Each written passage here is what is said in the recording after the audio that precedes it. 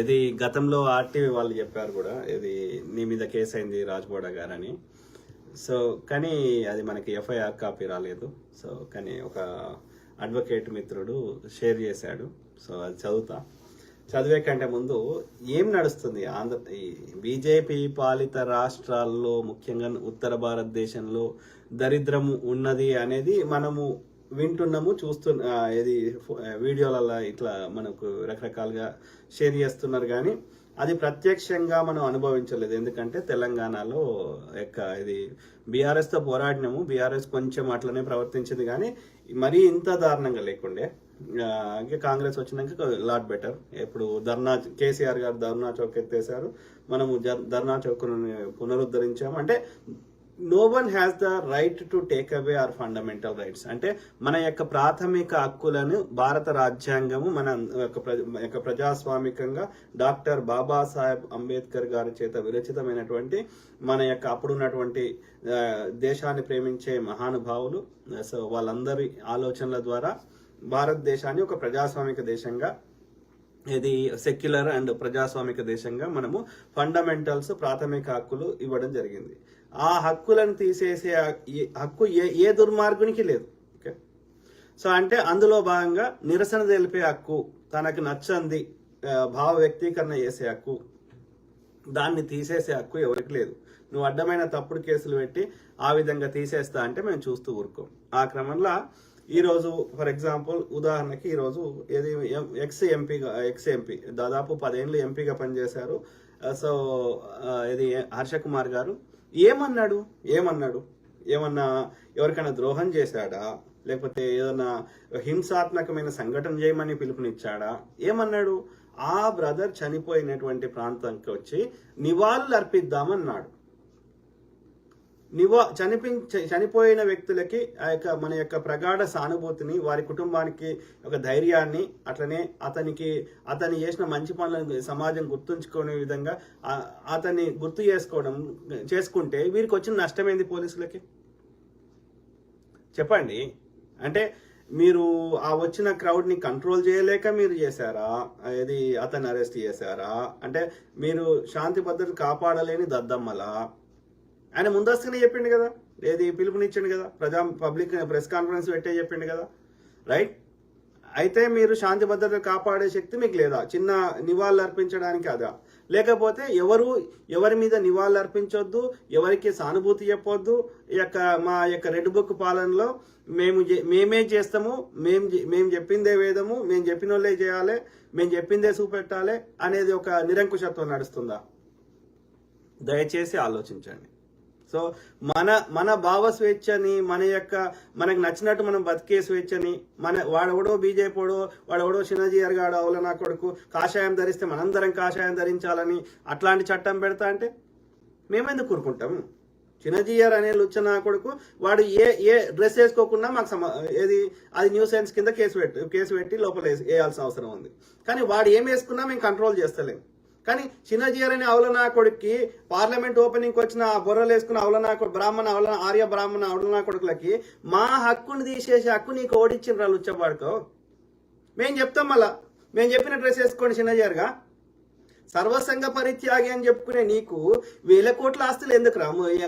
సర్వసంగం అంటే నాకు ఈ ప్రాపంచిక సమాజంతో నాకు సంబంధం లేదని హిమాలయాలకు పోయి మేము ఫకీర్ అని చెప్పే గాడి కొడుకులు వాని జియో ట్రస్ట్ కింద 1000 కోట్ల ఆస్తులు ఎందుకుంటాయి? నీకు ఈ సంబంధమే లేదు కదా. ఈ సనాతన అధర్మం చెప్పిన ప్రకారమే విదురుడు వెళ్ళిపోతాడు కదా అడవులకి ఒక ఏజ్ తర్వాత, దాన్ని అంటారు కదా ఈ వానప్రస్థం అంటారు కదా. సో ఈ రాజుగా ఉన్న వాళ్ళు కూడా ఒక ఏజ్ తర్వాత కొడుక్కి అప్పచెప్పేసి వానప్రస్థం అడవులకు వెళ్ళిపోతారు కదా. కుంతీదేవి కూడా నేను కూడా వస్తా అంటది కదా, రైట్? మీరు చెప్పిన శాస్త్రమే కదా, మీకు వర్తించదా? అంటే ఆ శాస్త్రాలని మా మీద రుద్దుతుర్రా, మీరు పాటించరా? ఆలోచించండి మిత్రులారా. సో ఆ క్రమంలో ఇలా ఎంపీ హర్ష కుమార్ గారిని ఎందుకు అరెస్ట్ చేశారు అనేది అది ఆలోచించాల్సిన విషయం. వాడు ఎవడు అరెస్ట్ చేసినా మన యొక్క పంతాన్ని వదలొద్దు.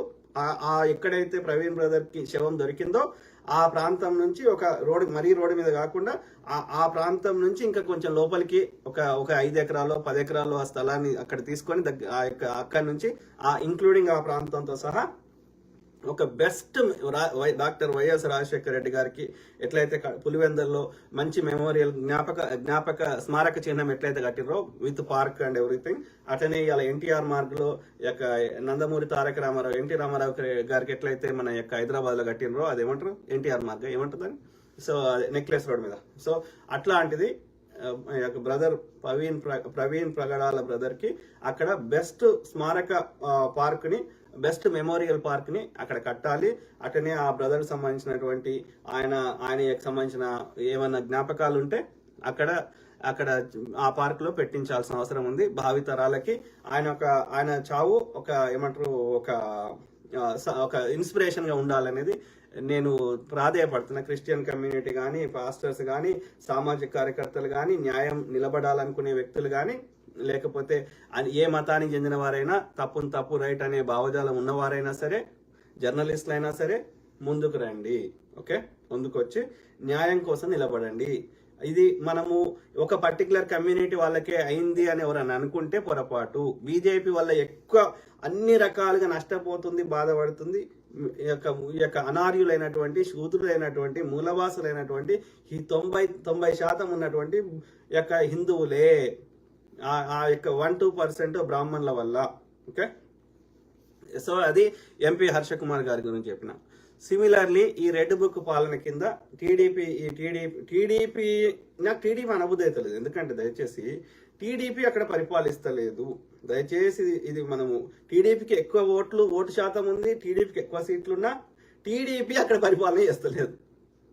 టీడీపీకి ఉన్న ఓటు బ్యాంకును వాడుకొని ఇలా అక్కడ పరిపాలిస్తుంది యొక్క పవన్ కళ్యాణ్ అండ్ బీజేపీ.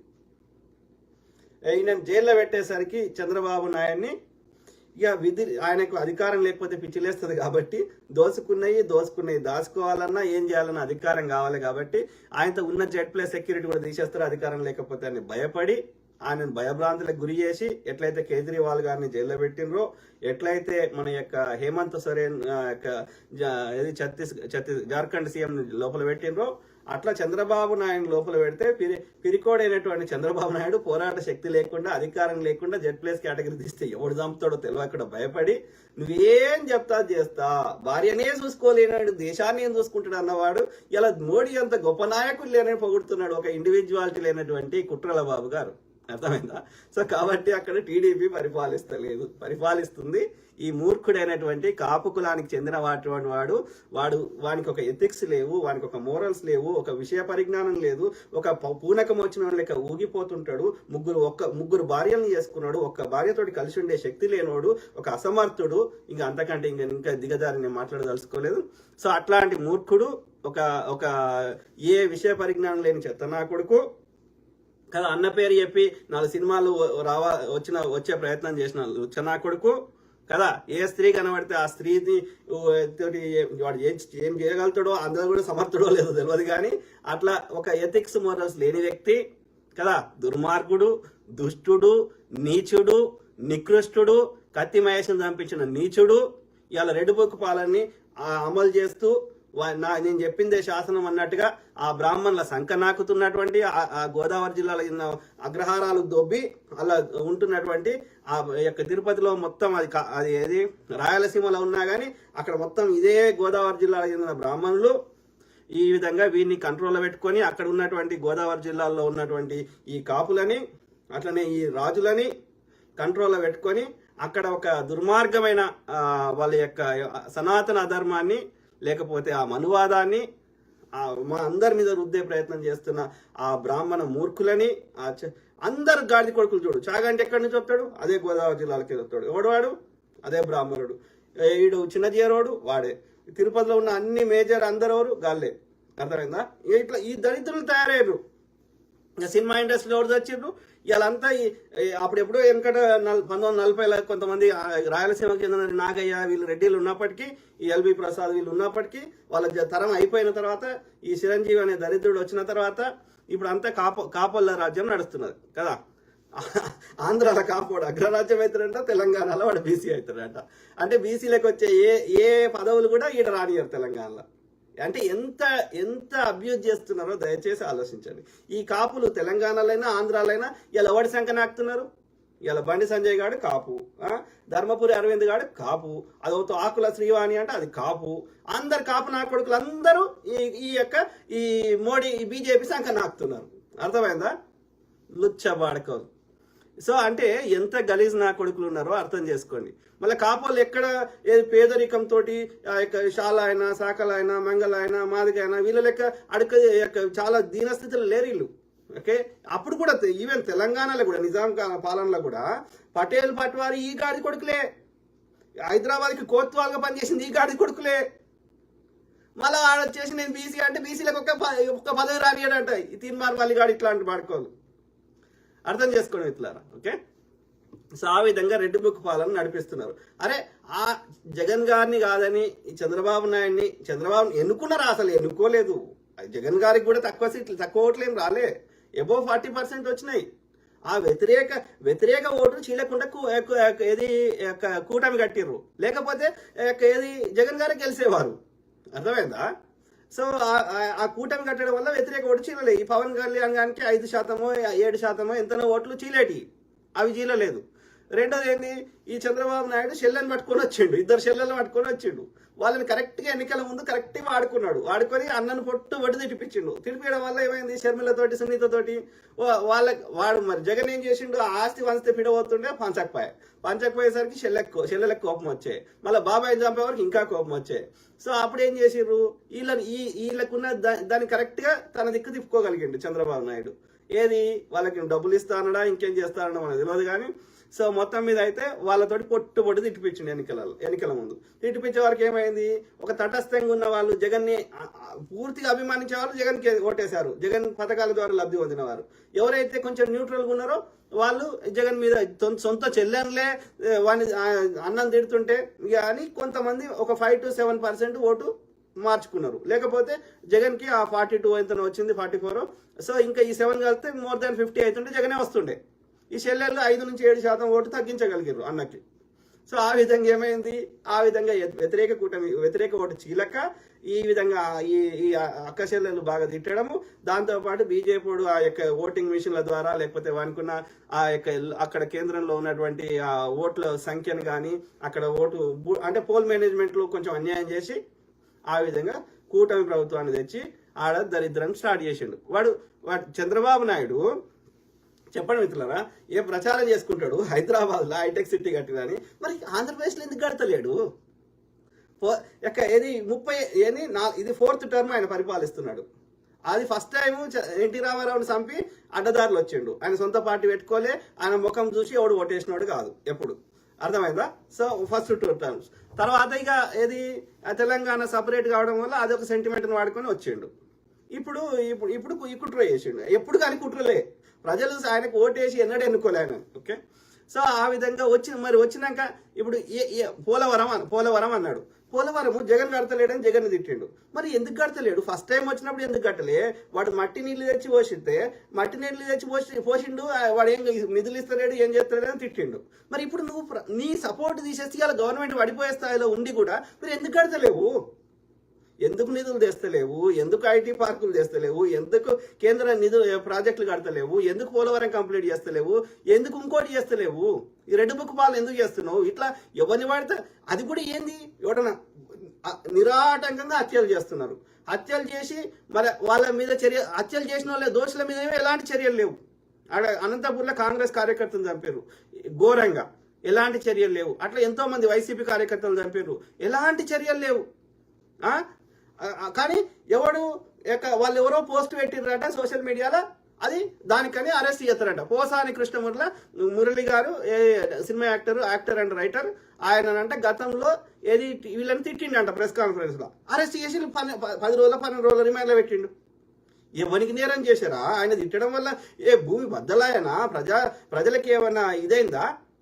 నీ పరిపాలన తిట్టుకునే భావ స్వేచ్ఛ కానీ నీ పరిపాలన నచ్చకపోతే దాని గురించి చెప్పే స్వేచ్ఛ కానీ ఇక మాట్లాడుకునే స్వేచ్ఛ కూడా తీసేసేసి హక్కు నీ కూడా ఇచ్చిండ్రా నాయన. ఏం చేయమంటావు? కాళ్ళు చేతులు నోర్లు అన్ని మూసుకొని ఏం చేయమంటావు? కొడితేనే నేరం, ఫిజికల్గా అటాక్ చేస్తేనే నేరం, మిగిలింది ఏది నేరం కాదు. ఎవరికి నచ్చిందో ఆడు చెప్పుకోవచ్చు. నేను చెప్పిన ముచ్చట నచ్చకపోతే నీకు కూడా మైక్ ఉంది, నీకు కూడా ఛానల్ ఉంది, నువ్వు కూడా చెప్పుకోవచ్చు. ఆ స్వేచ్ఛను తీసేసే హక్కు లేదు. నేను తప్పు చెప్తే నువ్వు కరెక్ట్ చెప్పు, నువ్వు సరిదిద్దు. కానీ నాకు మాట్లాడదే హక్కు లేకుండా చేస్తా అంటే ఎవడిచ్చిండు నీకు? నువ్వు అన్నావా నన్ను? కాదు, నువ్వు అన్నవారా నాయన? నన్ను పోషిస్తున్నావా? నీకేం హక్కు ఉందిరా? కన్నోళ్ళకే 18 ఏళ్ళు దాటినాక లేదని చట్టం చెప్తుంది. పెళ్లి చేసుకొని నువ్వే నాకు సర్వస్వం అని చెప్పి కాలు మొక్కి నువ్వే నా పతిదేవుడు అన్న వాళ్ళే పతిని పొట్టు ఇబ్బందులు పెడుతున్నారు. నీకు ఏ సంబంధం లేదు. మా దగ్గర ట్యాక్సులు తీసుకొని 5 ఏళ్ళకి ఒకసారి జీతగాన్ని లేకుండా నువ్వు మంచిగా చేయకపోతే ఇంకో జీతగాన్ని ఎన్నుకుంటాము. నీ పోలీసులకు జీతం ఇస్తుంది మేమే, ఐఏఎస్ అధికారులకు జీతం ఇస్తుంది మేమే, మున్సిపాలిటీ అధికారులకు జీతం ఇస్తుంది మేమే, ఈ చంద్రబాబు నాయుడికి గన్మెన్లకి జీతం ఇస్తుంది మేమే, ఆ గన్నులు కొనిస్తుంది మేమే, మేము కట్టే పెట్రోల్ మీద కట్టే ఎక్సైజ్ సుంకాలు, పెట్రోల్ మీద కట్టే వ్యాట్లు, లేకపోతే మేము కొనుక్కునే వస్తువుల మీద అరొక్క వస్తువు మీద పాలు, పెరుగు, బట్టలు, మెడిసిన్ అన్నిటి మీద జిఎస్టీ కడుతున్నాము, సేల్స్ ట్యాక్స్. ఇట్లా మేము ఏదైనా దేశం నుంచి ఇంపోర్ట్ చేసుకుంటే ఇంపోర్ట్ ట్యాక్స్ కడుతున్నాము. ఇట్లా రకరకాల ట్యాక్సులు మేము కడితే గరపట్టి కడుతున్నాము, ఇంటికి పన్ను కడుతున్నాము, ఇట్లా చెత్తకు పన్ను కడుతున్నాము. దేనికి కడతలేము? భూములు కొనుక్కుంటే భూములకు రిజిస్ట్రేషన్ పన్ను కడుతున్నాము, వాహనం కొనుక్కుంటే వాహనానికి వెహికల్ రిజిస్ట్రేషన్ పన్ను కడుతున్నాము. దేనికి కడతలేము? ఇవి కాకుండా ఇంకా రోడ్డు మీద పోతుంటే టోల్ ట్యాక్స్ కడుతున్నాము. ఆ రోడ్లు వేయడానికి మా పైసలే, మళ్ళీ మీకెళ్ళి ఎందుకు మళ్ళీ పైసలు వసూలు చేస్తున్నట్టు ఇంకా అదనంగా ఇన్ని రకాలుగా మమ్మల్ని పిండి చేస్తున్నారు. ఈ పైసలతోటి మీరు లగ్జరీ అనుభవిస్తా, మేము దోసుకుంటామంటే మేము ప్రశ్నించొద్దా? మాకు ఆ భావస్వేచ్ఛ లేదా? అంటే మీరు ఎన్నికల ముందు చెప్పాలి ఈ ముచ్చట్లు. మేము వచ్చినాక అందరిని అరెస్ట్ చేస్తాము, ఎవరిని మాట్లాడినాము, మీ స్వేచ్ఛ తీసేస్తామంటే మీకు ఓట్లు వేస్తారేమో చూడాలి. ఎన్నికల ముందేమో నడి సముద్రం ఉన్నప్పుడేమో ఓడమల్లయ్య అన్నాడంట. వెనకటికి ఈ దుర్మార్గులు లాంటి వాళ్ళు గడ్డికెక్కగానే ఓడమల్లయ్య అన్నారంట. ఇట్లున్నది పరిస్థితి. అంటే మళ్ళా నడి సముద్రానికి రావా ఎన్నికల ముందు? మేము ఇవన్నీ మర్చిపోతామా? కాదు, నువ్వు పాస్టర్లకి 30 కోట్లు మనిషికి ఒక 35,000 ఎంత అరౌండ్ 37,000 అకౌంట్లు వేసేది అన్ని నువ్వు చేసిన పాపాలన్నీ మర్చిపోతారా చంద్రబాబు నాయుడు గారు? ఆలోచించండి మిత్రులారా. ఇది దరిద్రం. ఈ బీజేపీ బ్రాహ్మణ ఇది వాళ్ళ ఆధిపత్యము వాళ్ళకి వెనకటి నుంచి అట్లా అలవాటైంది. ఎవరినైనా పరిపాలన అంటే వాళ్ళకి ఎదుటోని నచ్చే విధంగా చేయాలి, ఎదుటోని యొక్క వాని వర్షన్ వినాలి, అందులో ఏమైనా కామన్ గ్రౌండ్ తీసుకురావాలి. వాడు 10 డిమాండ్లు పెడితే 4 డిమాండ్లు నెరవేర్చాలి, వాడిని దోస్తు చేసుకోవాలి. పరిపాలన అంటే అందరినీ సంతృప్తి పరచాలి, దాని పరిపాలన అంటారు. వీళ్ళకి తెలిసిందేంది పరిపాలన అంటే? వాడిని ఎట్లా కంట్రోల్ చేయాలి, వీడిని ఎట్లా కంట్రోల్ చేయాలి, వాని బలహీనతలు ఏమున్నాయి, వాడిని ఎట్లా అణిచివేయాలి, వాడిని ఎట్లా అరెస్ట్ చేయాలి, వాడిని ఎట్లా నోరు ఊపియాలి, వాడిని ఎట్లా డిఫేమ్ చేయాలి, దీన్ని అన్నారు పరిపాలన అని. నువ్వు పాము పడగ ఇప్పితే నువ్వు కాలు పెట్టి ఆపినావు అనుకో, 4 రోజులు అది పడగ నువ్వు కాలు ఉన్నంతసేపే అవుతుంది. ఈ పొరపాటున నీకు మర్చిపోయో నిద్ర వచ్చో నీ కాలు కొంచెం అటు జరిగినా పాము కాటేస్తుంది. అంటే మా భావోద్వేగాలని, మా ఆలోచనని, మా యొక్క భావస్వేచ్ఛని నువ్వు తీసేస్తే టెంపరీగా మేము కొట్లాడలేకపోవచ్చు. ఎందుకంటే నువ్వు దరిద్రాన్ని ఆడ కూర్చుంటే పెట్టినావు నీ చేయాల. కానీ మళ్ళీ ఎన్నికలు వస్తాయి కదా, మా దగ్గర ఓటు అనే ఆయుధం ఉంది కదా, రైట్? కాబట్టి మా భావస్వేచ్ఛని తీసేసే హక్కు లేదు. మేము చెప్పింది నచ్చకపోతే నువ్వు చెప్పుకో. నీకు పేడు మేము మా ట్యాక్స్ డబ్బులు తీసుకొని ఆ చెత్త మీడియా పేడు మీడియాకి ఇచ్చి చెప్పించుకుంటున్నావు కదా, చెప్పించుకో. మేము ఆపుతున్నామా? కానీ మా స్వేచ్ఛను తీసేసే హక్కు లేదు. ఆర్జీవి అంటే ఏదో సోషల్ మీడియాలో పోస్ట్ పెట్టిండంట, ఆయన అరెస్ట్ చేస్తారంట. అంటే పోలీసులు వాళ్ళకి శాంతి భద్రతలు కాపాడుదాము, ఏదైనా నిజంగా క్రైమ్ జరిగిన చోటికి దొంగతనమో లేకపోతే ఎవరైనా పొడిసిన దగ్గరికి 5 నిమిషాల్లో పోలీసు రావాలి. ఆ పోలీసులకు ఇంకా అత్యాధికమైన ట్రైనింగ్ ఇవ్వలేదు. క్రైమ్ ని కంట్రోల్ చేయడం ఎట్లా, అక్కడికి ఇంకా 5 నిమిషాల్లో ఎట్లా పోవాలి, ఇన్ని దేశాలు తిరిగినాం, ఇన్ని దేశాల్లో ఎట్లున్నది పోలీసు వ్యవస్థ, వీటిని అధ్యయనం చేసి మన పోలీసులను ఆ విధంగా తయారు చేయాలి. ఈ చదువుకోని పోలీసులు వద్దురా అయ్యా, కానిస్టేబుల్ లెవెల్లో ఈ చదువుకోని వాళ్ళు వద్దు, కనీసం ఒక డిగ్రీ చేసిన వాళ్ళు కావాలి. వాళ్ళకి ఇంకా జీతాలు పెంచాలి, వాళ్ళకి ఫెసిలిటీస్ పెంచాలి. వాళ్ళకి ఒక ఎఫ్ఐఆర్ రాయొస్తలేదు పోలీసులకి. ఏ చట్టం దేనికి పని చేస్తుందో తెలియదు వాళ్ళకి. 4 చట్టాలు కలిసి ఒకటే దాంట్లో రాసేస్తున్నారు. ఎందుకంటే they don't have understanding of ఏ చట్టం దేనికి పని చేస్తుందో తెలియదు. అందుకే ఆ కింది స్థాయి వాళ్ళు వద్దు హైలీ ఎడ్యుకేటెడ్ వాళ్ళు కావాలి పోలీసులు. అర్థమైంది? దేహదారుఢ్యంతో పాటు వాళ్ళు ఎడ్యుకేటెడ్ అయి ఉండాలి, మినిమం డిగ్రీ చేసి ఉండాలి తక్కువ. పోలీసు రిలేటెడ్ కోర్సు ఒక ఏంది ఫిజికల్ ట్రైనింగ్ ఇస్తారు అవును నా కొడుకులు. ఆ పోలీసు రిలేటెడ్ గా ఒక 3 months వాళ్ళకి ఒక దానికి సంబంధించిన ఎట్లా కేసు రిజిస్టర్ చేయాలి, దానికి సంబంధించిన ట్రైనింగ్ ఇవ్వాలి కదా. అట్లనే ఈ యొక్క క్రైమ్ వాళ్ళ జరిగే ఇన్సిడెంట్ ని ఎట్లా ఆపాలి. వాడు ఎవరో కానిస్టేబుల్ పంపిస్తారు, కానిస్టేబుల్ వస్తాడు, ఒకడు కట్ట పట్టుకొని ఆ కట్ట గుంజుకొని అదే కట్టతోటి వాడిని పోలీసు అని కొడతారు. అంటే వాడు ఈ క్రైమ్ ఏడ కంట్రోల్ చేస్తున్నారు అయ్యా. వాడు రానే రాడు, ఫోన్ చేసినాక గంటకు వస్తాడు, ఆ లోపల పుణ్యకాలం అయిపోతుంది. ఆ వచ్చినోడు ఓడొస్తాడు, కానిస్టేబుల్ వస్తాడు, వానికి చట్టం తెలియదు, మందు తెలియదు, మసాలం తెలియదు. అర్థమైందా?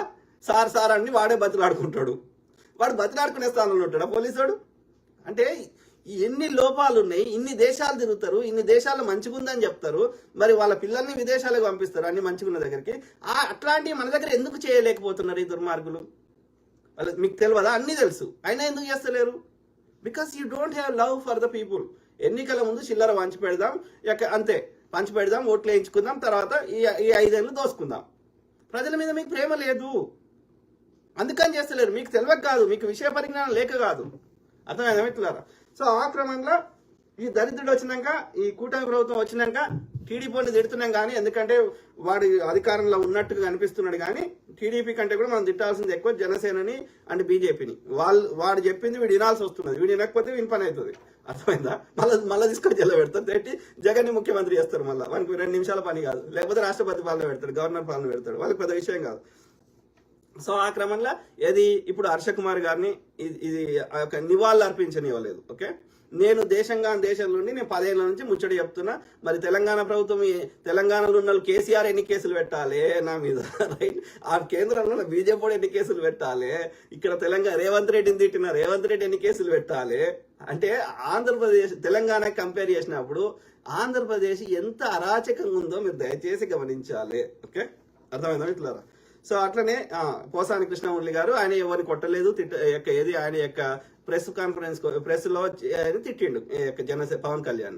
అయితే అది పగబెట్టుకొని ఇప్పుడు అరెస్ట్ చేస్తారంట. ఏమన్నా మేక్ సెన్స్ ఉండాలి. ఆడ తిడితే నువ్వు తిట్టనుంటివి, అయిపోయా, మాట చెల్లు. అంతేగాని ఇక మాట్లాడితేనే అరెస్ట్ చేస్తే ఇక ఎవరు మాట్లాడతారా? అవులో నా కొడుక చంద్రబాబు నాయుడు గారు కూడా అరెస్ట్ చేస్తే, ఎవరైనా మాట్లాడితే పవన్ కళ్యాణ్ గారు ఊగిపోతే మేము మళ్ళీ గుర్తు పెట్టుకొని మళ్ళీ ప్రభుత్వం వారంగా మళ్ళీ అరెస్ట్ చేయాలన్నా? అంటే ఇక ప్రజా సమస్యలు మాకు అంటే ప్రజలు ట్యాక్సులు కడుతుంది, వాళ్ళ రిసోర్సెస్ ఇట్లా వాడి తిట్టుకు వీడి తిట్టుకు వాడుకుందామా? రియల్ ఇష్యూస్ మీద వద్దా? ఆ పోలీసులను రియల్ క్రైమ్ మీద ఉండొద్దా? పనికిరాని అదే పనికొచ్చే ముచ్చట్నారా? అలా ఏమైనా ఉన్నదా? వాడు తిడితే నువ్వు తిడతావు, అంతే, అయిపోయి. అది పెద్ద విషయమా? అట్లా ఆర్జీవి గారిని, అట్లనే వైసీపీ కార్యకర్తల్ని 650, ఇప్పుడు కాదు, ఇది నవంబర్లో, అంటే ఇప్పటికి ఇంకా పెరిగి ఉంటాయి, 1000 పైన ఉంటాయి కావచ్చు. ఆ నవంబర్లో ఆడొచ్చిన 3-4 నెలలకే, ఓకే, ఎంత 5 నెలలకు కావచ్చు. సో ఎంత జూన్లో వచ్చినట్టున్నాడు కదా. సో 650 మందికి నోటీసులు పంపించారట పోలీసులు. సోషల్ మీడియాలో పోస్టులు పెట్టిర్రు.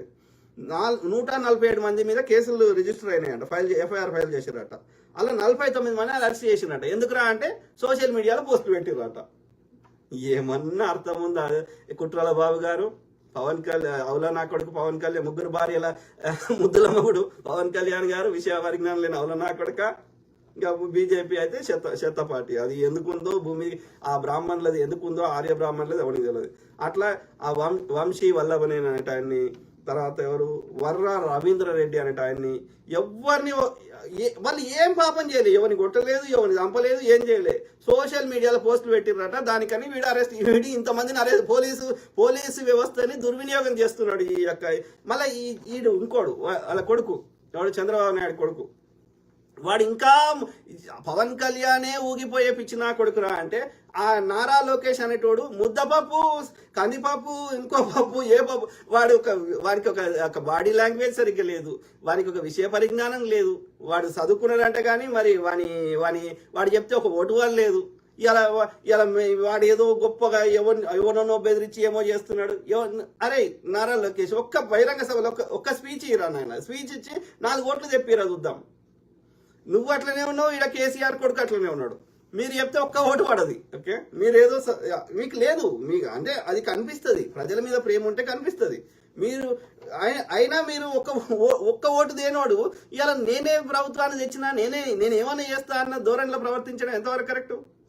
గతంలో కేటీఆర్ అయినా అదే పరిస్థితి, కవిత అయినా అదే పరిస్థితి. ఇక వాళ్ళ నాయనను ఆడ ముఖ్యమంత్రి అయితే ఇక మేము ఏమైనా ఇవ్వచ్చా? ప్రజలు మీ నాయనకి అప్రూవ్ ఇచ్చిందేమో కానీ నీకు ఇవ్వలే కదా approval. Same thing with Nara Lokesh. నీకేం అవగాహన ఉంది? ఏ విషయం మీద అవగాహన ఉంది? రెడ్ బుక్ పాలన బుక్ పట్టుకొని వస్తావు, నీకేం ఉంది? నువ్వు చెప్తే ఓడోటేసిండు. దుర్మార్గులు. ఆలోచించండి మిత్రులారా. ఓకే, ఏది గోరంట్ల మాధవ్ అనేట ఆయనకు అరెస్ట్ చేసిందంట. ఓకే, సో ఇది ఇంతకుముందే వింటున్నా. శ్రీరెడ్డి ఏది విజయనగరం జిల్లాలో పూసపాటి రేగ అనే అక్కడ పోలీస్ స్టేషన్ పరిధిలో పోలీసులు శ్రీరెడ్డిని అరెస్ట్ చేసిరంట. ఇంకా అది ఏదో ఒళ్ళు అమ్ముకుంటుంది. అది ఏదో జగన్ ఏదైనా పదవి ఇస్తాడేమన్న ఆశతోటి ఏదో అది ఒరింది. ఒరినందుకు మీరు కూడా ఒరిరు కదా. దాన్ని డిఫేమ్ చేసిర్రు, దాన్ని ఇక్కడ నుంచి వారిపెట్టట్టు చేసిర్రు, దాన్ని అందరం చేసినాం దాన్ని. కానీ తిట్టినాం. ఓకే, దాని లోపాలు ఉంటే ఎత్తి చూపెట్టినాం, అంతవరకే. ఇక దాన్ని అరెస్ట్ చేయాల్సిన అవసరం ఏమొచ్చిందిరా? ఇది కరెక్ట్ కాదు. ఓకే, నేనేమంటున్నా, ఎవరికైనా సరే మాట్లాడుకునే స్వేచ్ఛ ఉంది. దాన్ని తీసేసే హక్కు ఏ ప్రభుత్వానికి లేదు. అది కాంగ్రెస్ అయినా సరే, అది బీజేపీ అయినా సరే, అది టీడీపీ అయినా సరే, ఇంకో పార్టీ అయినా సరే. రైట్. సో పార్టీలకు అతీతంగా కొట్టుకుంటేనే నేరం, ఫిజికల్ అటాక్ చేస్తేనే నేరం, మిగిలింది ఏది నేరం కాదు. ఇంకోటి ఏంటంటే మారణాయుధాలు పట్టుకుపోయి దాడులు చేయని రెచ్చగొడితే తప్పు. అది కాకుండా మిగతాది ఏది సోషల్ మీడియాలో పోస్ట్ పెట్టినా మాట్లాడినా తప్పు కాదు. ఆ సోషల్ మీడియాకు కూడా అనేక రూల్స్ ఉన్నాయి. ఏదైనా నిజంగా తప్పు పెడితే ఎవరైనా కంప్లైంట్ చేస్తే అందులో మేక్ సెన్స్ అనిపిస్తే ఆ పోస్ట్ డిలీట్ చేస్తారు. సో వాళ్ళు యూట్యూబ్ అయినా చర్యలు తీసుకుంటుంది, అట్లనే ఫేస్బుక్ చర్యలు తీసుకుంటారు. ఆల్రెడీ రూల్స్ అన్ని పాటించి వాళ్ళ యొక్క రూల్స్ ప్రకారమే పెట్టినాక మళ్ళీ మీరు కొత్తగా ఇంకో అదనంగా పోలీసులు ఆల్రెడీ ఆ ఛానల్ ఆ యొక్క ఫేస్బుక్ అయినా యూట్యూబ్ అయినా వాళ్ళ ఇన్స్టాగ్రామ్ అయినా వాళ్ళు ఎన్ఫోర్స్ చేస్తున్నారు చట్టాలని, ఆయా దేశాల చట్టాలని వాళ్ళ మీద చర్యలు తీసుకుంటున్నారు. ఎవరైనా కంప్లైంట్ చేస్తే, లేకపోతే అందులో సరిగ్గా కాంటెంట్ లేకపోతే ఫ్యాక్ట్ చెక్ చేసి, లేకపోతే అందులో ఈ యొక్క అబ్యూజింగ్ గా, లేకపోతే అవమానకరంగా, లేకపోతే సెక్సువల్ గా ఎలాంటిది ఉన్నా సరే ఆల్రెడీ వాళ్ళు నియమాలు పాటిస్తున్నారు. ఆ కాంటెంట్ డిలీట్ చేస్తున్నారు, వాళ్ళు చర్యలు తీసుకుంటున్నారు. మళ్ళీ అదనంగా ఇంకో పోలీసులు ఏంది అంటే మీరు అధికారాన్ని దుర్వినియోగం చేస్తున్నారు. ఆ పోలీసులు వేరే పని, అంతకంటే ముఖ్యమైన పని చేయించాల్సిన పోలీసులతోటి అడ్డమైన పనులు చేయిస్తున్నారు, తోటమాలి పని చేయించినట్టు. అంటే ప్రజల సొమ్ముని పోలీసులకు ఇచ్చే జీతాలని, ఆ పోలీసు వ్యవస్థని దుర్వినియోగపరుస్తున్నారు. దేనికోసం అయితే ప్రజలు వాళ్ళ రక్తం చెమట ఖర్చు పెట్టి ఇచ్చేసి 4 వస్తువులు కొనుక్కుంటే దాని మీద వచ్చిన ట్యాక్స్ ని పోలీసులకు జీతాలకు ఇస్తుంటే, ఆ జీతాలని ఆ పోలీసు వ్యవస్థను దుర్వినియోగపరుస్తున్న ఈ కూటమి ప్రభుత్వాన్ని వచ్చే ఎన్నికలలో కానీ ఇప్పుడే కానీ ఆ రాష్ట్ర ప్రభుత్వం నిరసన తెలిపి రాష్ట్ర ప్రభుత్వానికి, కేంద్ర ప్రభుత్వానికి విజ్ఞప్తి చెప్తే ప్రెసిడెంట్ గారికి లెటర్ రాసి అయినా ఇక్కడ గవర్నర్ పాలన, ఈ అరాచక పాలన బంద్ చేసి కూటమి ప్రభుత్వం అక్కడ రాష్ట్రపతి పాలన పెట్టి మళ్ళీ ఎన్నికలు పెట్టించాల్సిన అవసరాన్ని తీసుకొస్తున్నారు మీ ప్రవర్తనతో. ఇది కరెక్ట్ కాదు. మా స్వేచ్ఛను తీసేసే హక్కు లేదు. ఓకే, ఆలోచించండి మిత్రులారా. సో ఆ క్రమంలో ఇది ప్రవీణ్ పగడాల బ్రదర్ది పోస్ట్ మార్టం రిపోర్ట్స్ వచ్చినాయి, కానీ దాని కూలంకషంగా చదివినాక వాళ్ళకి ఎక్కడెక్కడ కాన్ఫ్లిక్ట్స్ ఉన్నాయో అది మళ్ళీ రేపు ఎల్లుండో మాట్లాడతా. సో ఆ క్రమంలో నా మీద పెట్టిన కేసు ఏందో చదివి వినిపించే ప్రయత్నం చేస్తా. ఓకే, ఇంతకుముందే ఆ బ్రదర్ షేర్ చేశాడు. వాళ్ళు పెట్టిరని ఆర్టీ వాళ్ళు చెప్పారు, కానీ నాకు ఫిజికల్గా కాపీ రాలేదు, కానీ ఇప్పుడు వచ్చింది. చదువుదాం. 3 పేజీలు ఉంది. ఏది ఎఫ్ఐఆర్ అంటే ఫస్ట్ ఇన్ఫర్మేషన్ రిపోర్ట్. ఓకే, చదువుతున్నా. ఏముంది? రాజమండ్రి ఎక్కడ ఇది పెట్టింది? ఆంధ్రప్రదేశ్, ఏపీ, ఇది గవర్నమెంట్ ఆఫ్ ఆంధ్రప్రదేశ్, ఆంధ్రప్రదేశ్ ప్రభుత్వం అంటే ఏపీ గవర్నమెంట్ లో వచ్చింది. ఎంత ఉంది? ఏపీపీఎం ఆర్డర్స్ నెంబర్ ఏదో ఉంది 470500 under section FIR under section 173 BNSS. ఆ ఎఫ్ఐఆర్ రిపోర్టు పెట్టడానికి ఉండే అనుమతించే చట్టం పేరు ఏంది? 173 భారత న్యాయ సంహిత సురక్ష సంహిత ఏదో పెట్టి కదా పేరు. ఇంతకుముందు ఐపీసీ అని ఉంటుండే. సో అది ఐపీసీనే పేరు మార్చింది అంతే. అందులో ఐపీసీలు ఉన్నాయని ఆస్టీస్ ఉన్నాయి. అదే సెక్షన్ అదే అన్ని ఉన్నాయి. ఓన్లీ ఏంటంటే ఐపీసీ అంటే అది కాంగ్రెస్ వాడు పెట్టిండో బ్రిటిష్ వాడు పెట్టిండో అని పేరు మార్చి భారత న్యాయ సంహిత అని రాశారు. న్యాయ సురక్ష సంహిత 3 ఏదో ఉన్నాయి కదా, BNSS ఏదో సంథింగ్ కదా. అంటే అనడానికే ఇబ్బందికరంగా ఉండే పేర్లు పెట్టారు. ఓకే, సో ఎక్కడ? డిస్ట్రిక్ట్ ఈస్ట్ గోదావరిలో పెట్టారు. ఎక్కడ? Police station PS. ఏది? రాజమండ్రి 3 టౌన్ అంట. ఎప్పుడు ఏ రోజు పెట్టిర్రు? ఇయర్ సంవత్సరం 2025. ఎఫ్ఐఆర్ నంబర్ ఏంటంటే ఎఫ్ఐఆర్ నంబర్ 145 2025 145 ఇట్లా స్లాష్ అంటారు దాన్ని, అదే అటకి ఇట్లా ఇట్లా ఉంటుంది కదా. 2025 డేట్ వచ్చేసి 2/4/2025. అంటే ఇండియాలో రివర్స్ రాస్తారు, ఇక్కడ మంత్ ఫస్ట్ రాస్తారు, అమెరికాలో ఇండియాలో డేట్ ఫస్ట్ రాస్తారు. అంటే ఏప్రిల్ 2/2/2025 రోజు ఇది ఎఫ్ఐఆర్ రిజిస్టర్ చేశారు. ఏమని? Under act and sections. ఏ చట్ట ప్రకారం చేసారు అంటే 196 బ్రాకెట్లో ఒకటి ఉంది. Okay, 196 section BNS section. తర్వాత 352 బిఎన్ఎస్ 196 బ్రాకెట్లో ఒకటి. అట్లనే బిఎన్ఎస్ 352. అట్లనే 67 యాక్ట్ అంటే 67 ఏది బిఎన్ఎస్ 67 మూడు వచ్చినాయి ఇప్పటికే. 196 బై అది బ్రాకెట్లో 1 పెరాన్సిస్ లో. And BNS 352 BNS 62 BNS and IT act ఏది 2000 ఉంది. ఈ 4 చట్ట 1 2 3 4 ఈ 4 చట్టాల కింద సెక్షన్ కింద కేసు నమోదు చేశారు. ఎఫ్ఐఆర్ నమోదు చేశారు. ఎఫ్ఐఆర్ అంటే కేసేనా, అంతే. ఏముంది ఇలా ప్రయర్ టు ఏప్రిల్ ఎవరైతే కంప్లైంట్ చేశారో ఆ డేటు టైం ఉన్నాయి. ఏది ఏప్రిల్ 2 రోజు. Okay, entry number 20 అట్లున్నది. తర్వాత ఏంది ప్లేస్ ఆఫ్ అకరెన్స్, ఎక్కడ జరిగింది అంటే ఎవరైతే కంప్లైంట్ ఇచ్చారో వాళ్ళ డీటెయిల్స్ పెట్టారు. 2 కిలోమీటర్లు నార్త్ ఈస్ట్. ఎక్కడ? రాజమహేంద్రవరం అంటే రాజమండ్రి. ఎక్కడ? స్ట్రీట్ అండ్ విలేజ్ అంటే కంప్లైంట్ చేసిన వాళ్ళు ఏంది కంబాల చెరువు రాజమహేంద్రవరం, ఈస్ట్ గోదావరి జిల్లా, ఆంధ్రప్రదేశ్ రాష్ట్రం. పిన్ కోడ్ రాయలేదు. ఓకే, తర్వాత ఎవరు కంప్లైంట్ ఇచ్చారు? కంప్లైంటెంట్ ఆర్ ఇన్ఫార్మెంట్ అంటే ఎవరు కంప్లైంట్ చేశారు, ఎవరు అంటే ఆమె డేట్ ఆఫ్ బర్త్ అవి రాయాలి. ఆమె పేరు ఏంది? ఏ వసంత అంట. A Vasanta. Father's or husband's name Venkateswara Rao husband అయి ఉంటాడు. డేట్ ఆఫ్ బర్త్ రాయలేదు కానీ ఎంత date of birth year of birth రాయలేదు కానీ వయసు 38 ఏళ్ళంట. ఓకే, నేషనాలిటీ ఇండియన్ అంటే ఇండియన్. తర్వాత కాస్ట్ కులం కాపు కులం అంట. ఓకే, తర్వాత ఇంకేముంది? ఆమె పాస్పోర్ట్ డీటెయిల్స్ అట్లాంటివి ఏం రాయలేదు. వృత్తి కూడా రాయలేదు. ఫోన్ నంబర్ రాయలేదు. తర్వాత అడ్రస్. ఫోన్ నంబర్ కూడా లేకుండా కంప్లైంట్ ఎట్లా తీసుకుంటారు? I don't understand. So address, house number, ward number 5 Kambala Cheruvu ward 5 Kambala Cheruvu, section 05 Rajamahendravaram, area or mandal Rajamahendravaram, street or village no ward, east city or district east Godavari Andhra Pradesh. Pin code కూడా రాయాలి. ఇది గిట్లా అంటే అప్లికేషన్ ఫామ్ కూడా సరిగ్గా ఫిల్ చేయడం వస్తలేదు అని మనకు అర్థమవుతుంది. అర్థమైందా? ఇది ఉల్టా కనిపిస్తుంది కావచ్చు, ఎందుకంటే ఇది ఫ్రంట్ కెమెరా కదా ఫోన్కి. సో ఏది ఏమైనా కంబాల చెరువు రాజమహేంద్రవరం. ఆమె పేరేంది? ఏ వసంత. మరి హస్బెండ్ ఫాదర్ నాకు తెలియదు. వెంకటేశ్వరరావు. ఆమె వయసు 38, కాపు కులం అంట. ఆ కంప్లైంట్ ఇచ్చిన ఆమె. ఓకే, ఏమని కంప్లైంట్ చేసింది? నేమ్ నాది అంటే నా డీటెయిల్స్ కూడా ఆమెకు పూర్తిగా తెలియదు అన్నట్టు. రాజ్బోడా క్లిప్స్ ఫేస్బుక్ ఐడి యూజర్. ఇది ఆమెకు నా గురించి తెలిసింది అంతే. ఓకే, ఇక తర్వాత నా డీటెయిల్స్ ఏది లేదు ఇందులో. నేను ఏడుంటా, లేకపోతే నా కులం ఏంది, నా డేట్ ఆఫ్ బర్త్ ఏంది, నా ఫోన్ నంబర్ ఏంది, ఏది లేదు, అంతా ఖాళీ ఉంది. ఇక చూడండి, నా పేరు రాజ్బోడా క్లిప్స్ ఫేస్బుక్ ఐడి యూజర్ తప్ప ఇక్కడ ఒక్క డీటెయిల్ ఏమైనా ఉన్నదా?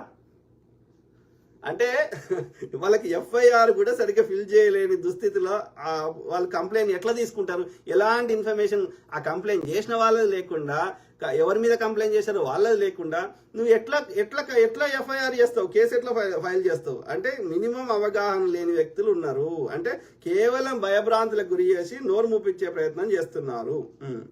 అసలు ముచ్చట చదువుదాం. ఏమని కంప్లైంట్ ఇచ్చింది ఆమె? ఏమంటే contents of the complaint or statement of complaint or ఇన్ఫర్మెంట్. ఆమె మెయిన్ కంప్లైంట్ ఏందో చదువుదాం. This is a case of promoting enmity between different groups on grounds of religion, race, place of birth, residence, language and Information Technology Act that occurred prior to 11 p.m. at Kambala Cheruvu, Rajamahendravaram and reported on April 2nd, 2025 at 11 p.m. where in complainant A. Vasanta అంటే వాళ్ళ daddy Venkateswara Rao daddy. A Vasanta daughter of Venkateswara Rao, age 38 years, caste Kapu, ward 5, Kambala Cheruvu, section 09, Rajamahendravaram, reported that the complainant working as a WMSK అంటే ఏందో నాకు తెలియదు. ఏమంటారు దాన్ని? ఆమె ఏం పని చేస్తుంది? WMSK అంటే ఏందో నాకు తెలియదు. At ward 5, Kambala Cheruvu, Rajamahendravaram. While the complainant saw the Facebook at the time she noticed one video. అందులో ఒక వీడియో చూసిందంట. And the video posted by Rajboda clips Facebook ID. In that video Facebook ID user mentioned about the death of Praveen Pagadala as ఇది హత్య అని. ఈ హత్య వెనుక చిన్నజీయర్ స్వామి, Srinivas Varma, Narasapuram MP వారి హస్తం. అంటే వాళ్ళు టైప్ చేసుడు కూడా వాళ్ళకి సరిగ్గా వస్తలేదు కంప్లైంట్లో కూడా. అంటే ఇక దాని కంప్లైంట్కి ఏం వ్యాలిడిటీ ఉంది? సో భారీ హస్తం అంట. భారీ హస్తం. It is inciting religious sentiments and is likely to cause clashes between some communities and intentional insults with the intent to provoke a breach of peace. Hence, the complainant request to take necessary action in this matter. అంటే తెలుగు చెప్తా చాలా మందికి అది కంఫర్టబుల్గా అర్థం కావాలని. ఏమని ఆ సెక్షన్స్ 4 సెక్షన్లు చెప్పినా కదా, ఆ ప్రకారం ఏమంటుంది? నేనంట ఆ వీడియో ఆమె చూసిందంట రాజ్బోడా ఫేస్బుక్ క్లిప్స్ ఐడిలో. ఆ వీడియోలో నేనేమన్నానంట, ఈ యొక్క ఇది చిన్నజీయరు, నరసాపురం ఎంపీ, ఇంకొకరు చెప్పిన కదా 3 పేర్లు, అమిత్ షా పేరు రాయలేదు. అంటే వాళ్ళు అమిత్ షా పేరు రాయడానికి కూడా, కంప్లైంట్లు రాయడానికి కూడా భయపడుతున్నారు అన్నట్టు. సో అయితే ఆ నరసాపురం ఎంపీ, శ్రీనివాస వర్మ, భూపతిరాజు, సో వీళ్ళు హత్య చేయించారు అని నేను చెప్పాను. సో అని చెప్పి ఇది ఇట్లా మాట్లాడము 2 మతాల మధ్యలో ఏది ఈ యొక్క చిచ్చు పెడుతున్నా అని అట్లా కంప్లైంట్ ఇచ్చారు. ప్రమోటింగ్ ఎనిమిటీ బిట్వీన్ 2 డిఫరెంట్ ఏది మతం ఆధారంగా, జాతి ఆధారంగా, వాళ్ళు పుట్టిన ప్లేస్ ఆధారంగా, వాళ్ళు ఉంటున్న నివాసం ఆధారంగా, భాష ఆధారంగా, ఆ యొక్క ఐటీ టెక్నాలజీ దానికి సంబంధించిన చట్టం ఏదో అంటే ఒక దెర్ ఇస్ నో స్పెసిఫిక్ ఇది మెన్షన్ లేదు. అంటే బ్రాడ్గా ఏది పడుతుంది, ఎవరిని పడితే వాళ్ళని ఒక బ్రాడ్గా వితౌట్ స్పెసిఫిక్గా లేకుండా ఇది హత్య అనే ఐడి వాళ్ళు చెప్పిండ్రంట. అందుకని దీనివల్ల ఏది మత కల్లోహాలు చెలరేగుతాయని అది కాబట్టి వీళ్ళ మీద చర్యలు తీసుకోవాలని కంప్లైంట్ ఇచ్చారంట. కంప్లైంట్ తీసుకున్న పోలీసు పేరు ఏంటి అంటే నేమ్ సుబాని అంట. ఆయన ఆ పోలీస్ పేరు ఆయన ఏంది అనేది అంటే సబ్ ఇన్స్పెక్టర్ SI ఏది ఆ 3 టౌన్ రాజమహేంద్రవరం 3 టౌన్ పోలీస్ స్టేషన్లో name Subani, sub inspector. So ఇది కంప్లైంట్. దీనికి ఏం వ్యాలిడిటీ ఉంది, అది ఎక్కడ మనము రెచ్చగొట్టినాము నేను క్లియర్గా చెప్పిన. పెట్టుకో 100 కేసులు పెట్టుకున్నా కొరికేది ఏం లేదు. కానీ మీ యొక్క దుర్మార్గ పాలన ఎట్లుంది అని ప్రజలకు చెప్పే ప్రయత్నం చేస్తున్నాం. ఓకే, దాంట్లో ఎలాంటి డీటెయిల్స్ లేవు, దానికి వ్యాలిడిటీ లేదు. మనము యొక్క తప్పుడు ఆరోపణ, ఫాల్స్ అక్యూజేషన్ చేసి మా నోరు మూపించే ప్రయత్నం చేస్తా అంటే మళ్ళీ ఉల్టా కేసు పెట్టాల్సి వస్తుంది. భయభ్రాంతులకు గురి చేస్తా, రెడ్ బుక్ పాలన చేస్తా అంటే. ఓకే కదా, నువ్వు కేసు పెట్టినంత మాత్రం ఒరిగేది ఏం లేదు. అక్కడ నేను క్లియర్గా చెప్పిన, నాకు ఒక సోర్స్ నుంచి ఇన్ఫర్మేషన్ వచ్చింది. అది కూడా ఇన్సిడెంట్ అయినా వితిన్ 3-4 days లోపల. ఓకే, మాక్సిమం 1 week కూడా కాలేదు, వితిన్ 3-4 days వచ్చింది. సో ఇన్వెస్టిగేషన్లో భాగంగా ఎక్కడి నుంచి ఏ సమాచారం వచ్చినా టిప్స్ లేదా లీడ్స్ అంటారు, అవి తీసుకొని దాంట్లో ఏమైనా మేక్ సెన్స్ ఉంటే ఆ సమాచారాన్ని వాడుకొని ఇన్వెస్టిగేషన్కి అది వాడుకోవాలి, ముందుకు పోవాలి. అంతేగాని ఎవరు సమాచారం ఇస్తే వాళ్ళ మీదనే ఉల్టా కేసులు పెడతా అంటే, మా నోరు మూపిస్తా అంటే చెల్లదు అట్లా.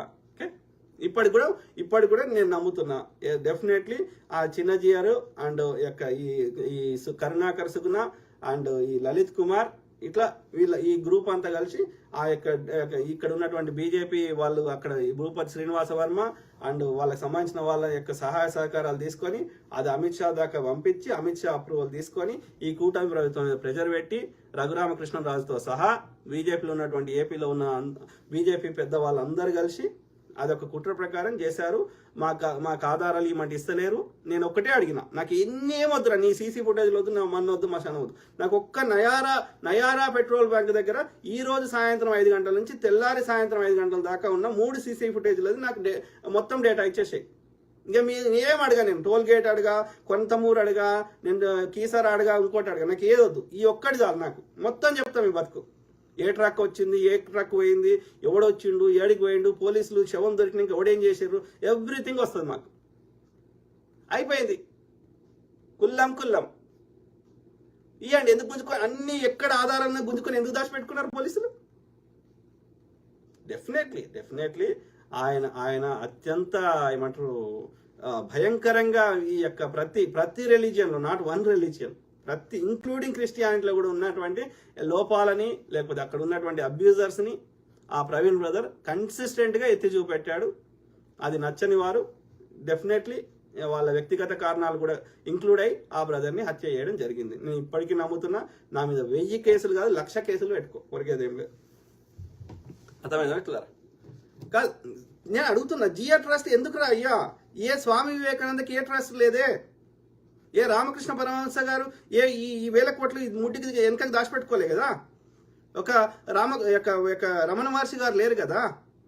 ఒక ఏమంటారు యోగీస్ లైఫ్ అని ఆయన బుక్ రాసిండు. ఆయన పేరేంది, యోగీస్ లైఫ్ అని, ఆయన పేరేంది బాబా అని మహాబాబా అని ఏదో, నేను పేరు మర్చిపోతే. ఆయన మొత్తం ఆయన క్రియాయోగాన్ని అందరికీ నేర్పించిండు. సో ఆయన దగ్గర 1000 కోట్లు లేకుండే కదా, చాలా సింపుల్ లైఫ్ బతికారు కదా. That is the spiritual life, that is the spiritual path. అది మూలవాసులు నేర్చింది. ఇది హిందుత్వము, ఇది బుద్ధిజము, ఇది జైనిజము, ఇది అజీవకాలు, ఇది the core principles of the Hinduism. మీ చెత్త యాగము, యజ్ఞాలు, ఈ బలిచుడు, ఇదంతా గుర్రాలు, ఈ అశ్వమేధ యాగాలు, రాజసూయ యాగాలు, ఇదంతా మాది కాదు. మీ ఆర్యులది, మీ దేశ మూలవాసులది కాదు. ఒక్కసారి మీరు చెప్పే ఈ ఆర్యులు చెప్పే గ్రంథాలు అయినటువంటి రామాయణము, మహాభారతము, వేదాలు, ఉపనిషత్తులలో ఎక్కడ హిందూ శబ్దం చూపెట్టండి, మీరు ఏం చేయమంటే అది చేస్తాం. లేదే దస్యులు యొక్క ఈ మనువాదము, మనుధర్మశాస్త్రము, మీ చెత్త అంతా గిదే. వివక్షని పెంచి పోషించేదే. బ్రహ్మ ముక్కులకెళ్ళి వచ్చిన వాళ్ళు పైన ఉంటారు, మిగతా వాళ్ళందరూ బ్రహ్మ ముక్కులకెళ్ళి వచ్చినాక సేవ చేయాలి. ఇదే మీ పుస్తకం. మా పుస్తకం వల్ల చెప్పలేము, మా మూలవాసులది. కాబట్టి మేము 90% ఆఫ్ ద హిందూస్ ఆర్, అప్పుడు హిందువులమే ఉన్నాం, ఇప్పుడు హిందువులనే ఉంటున్నాం. ఓకే, మీ 1-2% ఉన్న ఆర్యులు మా మీద అజమాయిషి ఎలా ఇస్తా, మీ ఆధిపత్యాన్ని, మీ చెత్త మనుధర్మ శాస్త్రాన్ని మా మీద ఇంప్లిమెంట్ చేస్తా, బ్రాహ్మణుడు పైన ఉండాలనే ఆ యొక్క చెత్తని మా మీద ఇంప్లిమెంట్ చేస్తా అంటే ఊరుకోం. దీనికి ఇది మీ చెత్తని మా మీద ఇంప్లిమెంట్ చేయకుండా ఆపుతుంది ఏంది? భారత రాజ్యాంగం. దీన్ని ఎప్పుడు ఎత్తేద్దామా, ఎప్పుడు మీ మనధర్మ శాస్త్రాన్ని మళ్ళీ అమలు చేద్దామా అని ఇక కాకులు గద్దల్లాగా వెయిట్ చేస్తున్నారు. అక్రమదారులలో ప్రతి రాష్ట్రంలో ప్రభుత్వాలను గూలుస్తున్నారు, లేకపోతే అడ్డదారులలో మోసం చేసి గెలుస్తున్నారు, ఇక పోల్ మేనేజ్మెంట్ చేసి అట్లా ఇప్పుడు అన్ని రాష్ట్రాల్లో తెచ్చుకొని ఇప్పుడు వెస్ట్ బెంగాల్ మీద పడ్డారు, మొన్నటిదాకా ఢిల్లీ మీద పడ్డారు, అంతకుముందు జార్ఖండ్ మీద పడ్డారు. శతవిధాల ప్రయత్నం చేసి ఇంకా పెద్ద రాష్ట్రాలు ఇంకా మీ అధీనంలోకి రాని, ఒకటి తమిళనాడు ఉంది, అక్కడ వచ్చే అవకాశం లేదు, ఈ బెంగాల్లో రావాలని శతవిధాల ప్రయత్నం చేస్తున్నారు. అక్కడ ఉన్నటువంటి ప్రతిపక్షాలని, కాంగ్రెస్ ని, వామపక్షాలని, లెఫ్ట్ పార్టీలని, కమ్యూనిస్ట్ పార్టీలని అందరిని లేకుండా చేసేసి మీరే అక్కడ ప్రతిపక్షంగా మోసం చేసి సిబిఐ ఈడీ వాడుకొని అట్లా ఇప్పుడు అక్కడ ఏది తృణమూల్ కాంగ్రెస్ లో ఉన్న వాళ్ళందరినీ మీ దానిలో తెచ్చుకొని ఇప్పుడు ఈ మొత్తానికి అక్కడ అధికారం తెచ్చుకోవాలి. ఇట్లా అన్ని రాష్ట్రాలు వచ్చేసినాక అప్పుడు ఏం చేయాలి? 2/3 మెజారిటీ అన్ని రాష్ట్రాల అసెంబ్లీలో అప్రూవ్ చేస్తే అప్పుడు భారత రాజ్యాంగాన్ని ఎత్తేద్దామని కాకులు గద్దల్లాగా వెయిట్ చేస్తున్నారు, మన ధర్మశాస్త్రాన్ని ఇంప్లిమెంట్ చేద్దామని. మేము ఎందుకు ఆనిస్తాం? మాట్లాడుతూనే ఉంటాం. 100 కాదు, లక్ష పెట్టుకోని కేసులు. తెలంగాణ శ్యామ్ పగిడిపల్లి ఏమంటున్నారు? ఓ పనికి మాలిన అఘోరి, వాడో వేసిన అక్కడికి, వాడు అఘోరి లేదు, మన్ను లేదు, మశానం లేదు, వాడు ఎందుకు పనికి రాని సన్నాసి వాడు. మరి బట్టలు కట్టుకోరా? అమ్మ మొగోని ఏ బట్టలు లేకుండా ఏం చూస్తారు? నాకు అర్థం కాదు. వేస్ట్ గాడు శివుడి పేరు చెప్పి, ధర్మం పేరు చెప్పి వాడిని తీసుకొచ్చిందే ఇల్లంట, ఈ గాడిది కొడుకులంట. వాడు ఎన్నో వాడు ఉంటే వాడిని తీసుకొచ్చిందే ఇల్లంట. ఈ బీజేపీ ఈ చిన్నజీఆర్ లాంటి బాడుకోవాలి ఇంత అల్లరి పెడుతుంటే, ఈ చిన్నజీఆర్ పీఠాధిపతి వాడు క్లియర్గా చెప్తాడు, నేను ముట్టుకోనండి, నేను మీదికెళ్ళేస్తానండి. ఇదేవాడు నేర్పినరా? వాడు మొక్కే వానికి ఆదర్శం అన్న రామానుజాచార్యులే చెప్పలేదు ఈ మాట, ఆదిశంకరాచార్యులు చెప్పలేదు ఈ మాట, అద్వైతం అని చెప్పిండు ఆయన. దోర్ ఇస్ నో డ్యూయాలిటీ అని చెప్పిండు ఆదిశంకరాచార్యులు. వీడే ఈ కరెక్టే, అద్వైతమే కానీ అని ఇది దీర్ఘాలు తీసి కానీ మా విష్ణు గొప్పోడు అని చెప్తారు. ఈ రామానుజాచార్య అంటాడు. ఆ రామానుజారి సంఖ పట్టుకొని ఈ రామానుజారి ఫాలో అవుతారు. మరి రామానుజారి కూడా అట్లా ఫాలో ఇట్లా ఈయన లెక్క లేడు, చిన్న జీరగాని లెక్క. ఆయన కూడా ఏది అందరికి పేద ఈ అంటరానితనాన్ని పోగొట్టడంలో కొంత ట్రై చేసిండు ఆయన కూడా. మరి ఈ దరిద్రుడు కులాలు పోకూడదండి అంటాడు. దరిద్రుడాడు, మంచిగా లేడాడు. ఈ చిన్నజీర స్వామి పీఠాధిపతులు, సనాతనవాదులు, బీజేపీ వాళ్ళు, ఆర్ఎస్ఎస్ వాళ్ళు ఎందుకు ఖండించారు? వాడు ఒక అమ్మాయిని కిడ్నాప్ చేసి సనాతన ధర్మాన్ని అడ్డం, వాడు వేసుగాడు బ్రదర్. వాడు ఆ యొక్క అఘోరి కాదు వాని పేరు, వాడు శ్రీనివాసు అని పేరు. ఓకే, వాడి గురించి మళ్ళీ మాట్లాడదాం. ఎందుకంటే ఈ టాపిక్ అది పెద్దగా అయిపోతుంది, ప్లస్ అది డైవర్ట్ అయిపోతుంది. నీల హరీష్, హిందూ అంటే పార్సీలో దౌర్భాగ్యులని అర్థం, హిందూ అంటే బ్రిటిష్లో దొంగని అర్థం. అది తెలియదు బ్రదర్. నాకు తెలిసిందైతే హిందూ అనేది అసలు ఎక్కడ ఇప్పటికీ హిందుస్థాన్ పిలుస్తారు. హిందూ అంటే అది ఏంది అంటే సింధు నదికి ఆ పర్షియన్లు పెట్టిన పేరు హిందూ. ఓకే, బ్రిటిష్ గ్రీకులు పెట్టిన పేరు ఇండియాకి. ఓకే, సో ఈ ఇండికా అన్న, ఆ సింధు అన్న, హిందూ అన్న, బ్రిటిష్ వాడు దాన్ని ఇండికా అనడం రాక వాడు ఇండస్ అన్నాడు. ఏ పేరు పెట్టినా ఆ ఇండస్ రివర్ బేస్ మీదనే ఉంది, ఆ సింధు నది మీద పేరు మీదనే వచ్చినాయి, ఆ హిందూ నది పేరు మీద వచ్చినాయి. ఎందుకంటే ఆ భారతదేశం 3 దిక్కుల నీళ్లు ఉన్నాయి కాబట్టి భారతదేశంకి ఎవరు రావాలన్నా ఒక్క దిక్కు నుంచే రావాలి. ఏది ఆ యొక్క ఆఫ్ఘనిస్తాన్ పైన. ఓకే, యూరోప్ కానీ లేకపోతే ఆ మిడిల్ ఈస్ట్ వాళ్ళు కానీ. కాబట్టి వర్తక వ్యాపారాలు భారతదేశంలో అనేకం జరిగేవి ఆ రోజులలో. ఎందుకంటే ఇక్కడ వస్త్రాలు ఫేమస్. ఇక్కడ తయారు చేసిన వస్త్రాలకి ఇక్కడ ఉన్నటువంటి సుగంధ ద్రవ్యాలంటే ఇలాచీలు ఇవన్నీ ఏవైతున్నాయో, ఈ యొక్క లవంగాలు, ఈ దాల్చిన చెక్క, ఇవన్నీ మనం యూరోప్ లో చాలా డిమాండ్ ఉండేది. వాళ్ళు వంటలకు వాడేవారు, అదేవిధంగా వాళ్ళ శవాలకు కూడా అలంకరణ చేసేవారు, ఆ యొక్క స్మెల్ రాకుండా. ఓకే, ఇట్లా రకరకాల కారణాల వల్ల అట్లనే అక్కడ ఉన్నటువంటి రాణులు, రాజులకి ఈ భారతదేశం యొక్క వస్త్రాలు చాలా అందంగా ఉండేవి. ఇవన్నిటికీ అక్కడ డిమాండ్ ఉండేది. కాబట్టి అక్కడ వర్తక వ్యాపారాలు చాలా జరిగేది భారతదేశంతో. సో అందుకని ఆ ప్రాంతం నుంచే వచ్చేవారు. తర్వాత ఏది వాస్కోడి వీని ఆ మధ్యలో ఈ టర్కీ వాళ్ళకి, ఈ మిడిల్ ఈస్ట్ ఉన్న వాళ్ళకి ఎందుకు ఎక్కువ ట్యాక్సులు కట్టాలి, మాకు ఎక్కువ భారం అవుతుందని చెప్పి వేరే మార్గం కనుక్కుందామని అప్పుడు పోర్చుగీస్ వాడు ఈ యొక్క వాడు కొలంబస్ను పంపిస్తే కొలంబస్ ఏం చేసిండు, అది ఇంకో దారికి పోయి అమెరికాను కనుక్కున్నాడు. అరే మరి భారతదేశం కనుక్కోవడానికి మరి ఎట్లా అని చెప్పి ఇంకో ట్రిప్ పంపించింది ఈ వాస్కోడిగామని. ఆ వాస్కోడిగామ 1464 ఏమో కొచ్చి అంటే మన కేరళ ప్రాంతంలో వచ్చాడు. అది బ్రదర్, అది నాకు తెలిసి అది నువ్వు దౌర్భాగ్యులు, దొంగలు, అది కరెక్ట్ కాదనుకుంటున్నాను. అది నది పేరు మీదనే వచ్చింది. తెలంగాణ శ్యామ్ ప్రగడిపల్లి. అయినా అది హిందుత్వానికి ఈ యొక్క ఆర్యుల సనాతన ధర్మానికి సంబంధమే లేదు.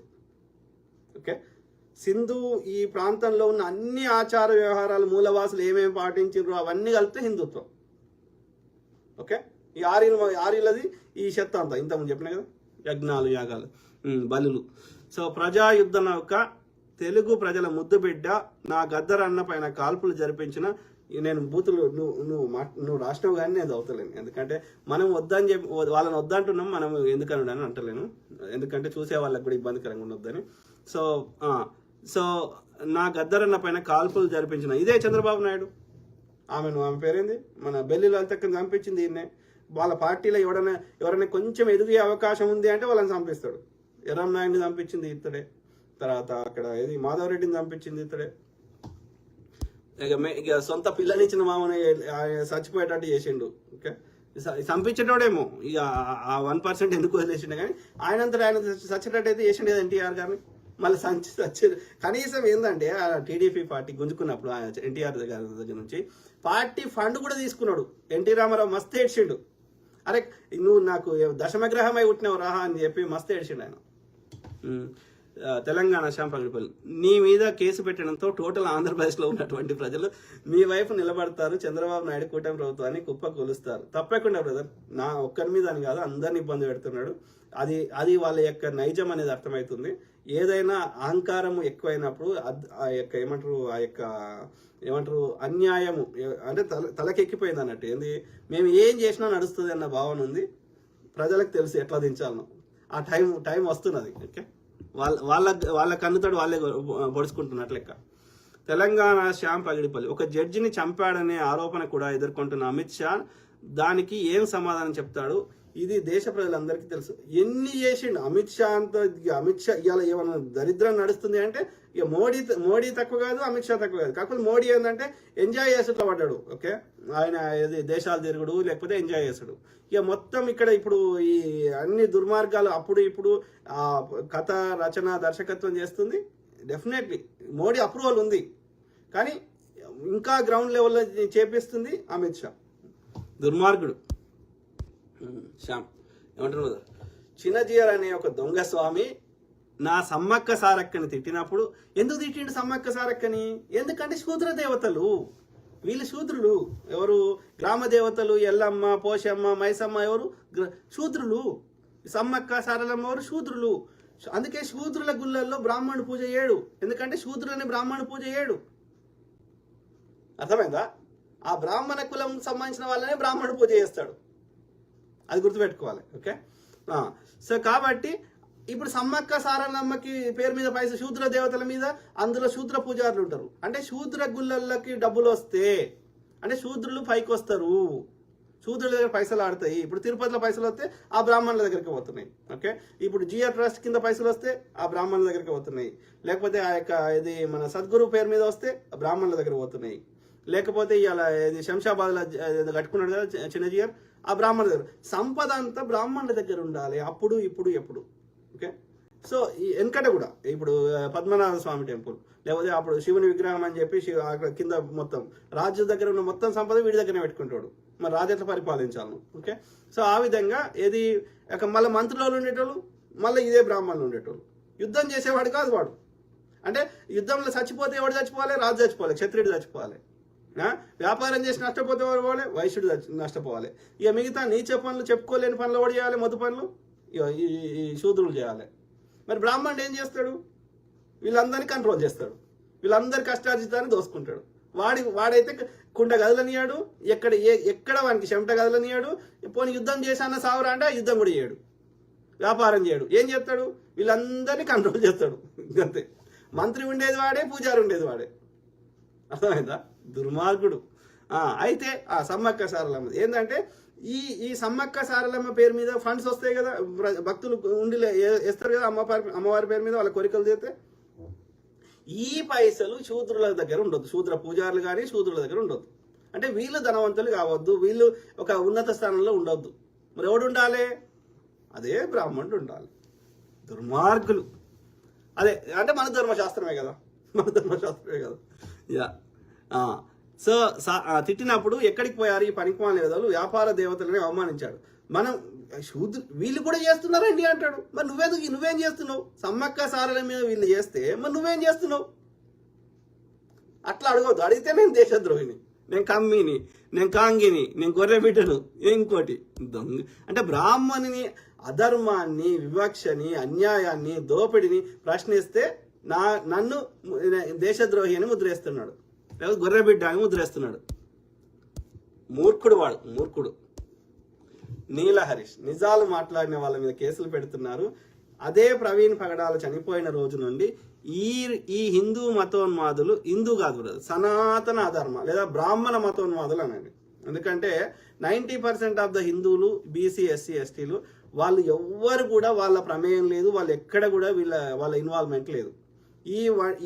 ఈ పాపం వాళ్ళని కూడా ఇబ్బంది పెట్టి, వాళ్ళని కూడా చంపుతామని, వాళ్ళని కూడా బిర్యానీ ఇస్తామని, వాళ్ళ యొక్క నిస్సహాయతను వీడు అడ్వాంటేజ్ తీసుకొని ఈ బ్రాహ్మణుడు కంట్రోల్ చేస్తున్నాడు ఎవ్రీథింగ్. మీరు చూడండి, ఎక్కడ ఏ అడ్మినిస్ట్రేషన్లో, ఇప్పుడు ప్రభుత్వంలో ఉన్న కోర్టులలో కానీ, జడ్జిలు కానీ, యు నేమ్ ఇట్, అడ్మినిస్ట్రేషన్లో కానీ, ఈ యొక్క గుళ్ళల్లో ఈ చెత్త కానీ, మఠాధిపతులు కానీ, పీఠాధిపతులు కానీ, every key decision making is done by including BJP, ఆర్ఎస్ఎస్లో కానీ ఈ ఆర్య బ్రాహ్మణ్స్. సో ఈ హిందువులు కాదు వాళ్ళు ఎవరంటే ఆర్య బ్రాహ్మణులు, ఆర్య మనువాదులు, మతోన్మాదులు. బ్రాహ్మణిజాన్ని అందరి మీద హిందుత్వం అనే పేరు పెట్టి అందరి మీద బ్రాహ్మణిజాన్ని, ఆర్య తత్వాన్ని నింపే, ఆర్య అంటేనే గొప్పవాడు, ఆ తత్వాన్ని అందరి మీద రుద్దే ప్రయత్నం చేస్తున్నాడు. అది హిందుత్వం కాదు. హిందుత్వం సమానత్వాన్ని బోధిస్తుంది. సో ఆర్య మతోన్మాదులు, బ్రాహ్మణ మతోన్మాదులు, పర్షియా నుంచి వచ్చిన ఆ దుర్మార్గులు, బీజేపీ, ఆర్ఎస్ఎస్ వాళ్ళు మేమే ప్రవీణ్ పగడాలను చంపాము, కానీ బహిరంగంగా చెప్పడము, పూర్తి ఇన్ఫర్మేషన్ రాకముందే తాగి చనిపోయాడని చెప్పడము, కావాలని క్రిస్టియన్ రెచ్చగొట్టడము, మత కల్లోలాలు కావడానికి ప్రేరేపించిన వాళ్ళ మీద ఏ కేసు లేదు. వాళ్ళు చేస్తే చమత్కారము, మనం చేస్తే బలాత్కారం. భలే ఉంది మనవాద సిద్ధాంతం. కాదు, ఇప్పుడు అది ప్రవీణ్ బ్రదర్ని చంపకపోతే మనం ఎందుకు మాట్లాడతాం న్యాయం కావాలని? అంత ప్రవీణ్ బ్రదర్ బతుకున్నప్పుడు మాట్లాడినామా? ఏది ఈ రిలేటెడ్ మనం వేరే సమస్యల మీద మాట్లాడినాం, వీళ్ళ యొక్క ఆధిపత్య ధోరణి మీద మాట్లాడినాం. కానీ నువ్వు చంపినాక ఇంకా ఈ రిలేటెడ్ ఇష్యూ మాట్లాడుతున్నాం కదా. నువ్వు చంపకపోతే మేము మాట్లాడకపోదాం కదా. మేము ఏమంటున్నాము? న్యాయం కావాలని అడుగుతున్నాం. మేము ఎక్కడ ఎవరిని రెచ్చగొడతలేమే, ఎవరిని కొట్లాడుకోమని చెప్తలేమే. విచారణ నిష్పక్షపాతంగా చేసి అసలైన దోషులకు శిక్షలేమని రిక్వెస్ట్ చేస్తున్నాం, ప్రార్థిస్తున్నాం, అభ్యర్థిస్తున్నాం. మనందరం సమిష్టిగా పోరాడదామంటున్నాం. వీళ్ళ హస్తం ఉంది అని అనిపిస్తుంది, లేకపోతే మనకు ఒక సమాచారం వచ్చింది, అది ఇన్వెస్టిగేషన్లో భాగంగా ఆ సమాచారాన్ని తీసుకొని పరిపూర్ణంగా ఇన్వెస్టిగేషన్ చేసి దోషులకు శిక్షలు వేస్తే ఇట్లాంటి పునరావృతం కాకుండా ఉంటాయని మేము న్యాయం కోసం పోరాడుతున్నాం, బతిలాడుతున్నాం, ప్రార్థిస్తున్నాం. సో న్యాయం కోసం పోరాడము మత కళలో ఎట్లయితుందో బుద్ధి మెడకాయ మీద తలకాయ ఉన్న వాళ్ళు ఎవరైనా చెప్పాలి. అంటే న్యాయం అడగకూడదు, నువ్వు ఎవరిని చంపినా చంపించుకోవాలి, అంతేనా? ఇదేనా మనువాద ధర్మం? అధికారాన్ని దుర్వినియోగం చేస్తున్నారు. ప్రజలు కర్రు కాల్చి వాత పెడతారు. ప్రజల్ని విషయ పరిజ్ఞానం వచ్చే విధంగా మేము అర్థమయ్యేటట్టు చెప్పడం మా బాధ్యత, చెప్తూనే ఉంటాం. ఎన్ని కేసులు పెట్టుకుంటారో పెట్టుకోండి. లచ్చబాబు కనేటి, నమస్తే. ఎవరు? కృపా వరప్రసాద్ నాగాల, థ్యాంక్ యూ. సో ఎవరు? నీల హరీష్. చంద్రబాబు నాయుడిని 420 అంటారు, ఎందుకో తెలుసా? 4 అనగా ఏప్రిల్ 20 తారీఖు నాడు పుట్టాడు. ఓకే, రెండు ఒక దగ్గర జతపరిస్తే 420 అవుతుంది. ఓకే, ఏప్రిల్ 20 రోజు పుట్టాడా? ఓకే ఓకే, ఏప్రిల్ 20 అంటే ఇవాళ ఎంత 239. సో ఇది 420 అవుతుంది. అందుకే చంద్రబాబు 420 అంటారు. హిట్లర్ కూడా అదే తారీఖు నాడు పుట్టాడు, అందుకే అదే నేర ప్రవృత్తి కలిగి ఉన్నాడు. Okay, thank you brother, thank you for letting me know. Jyothi para.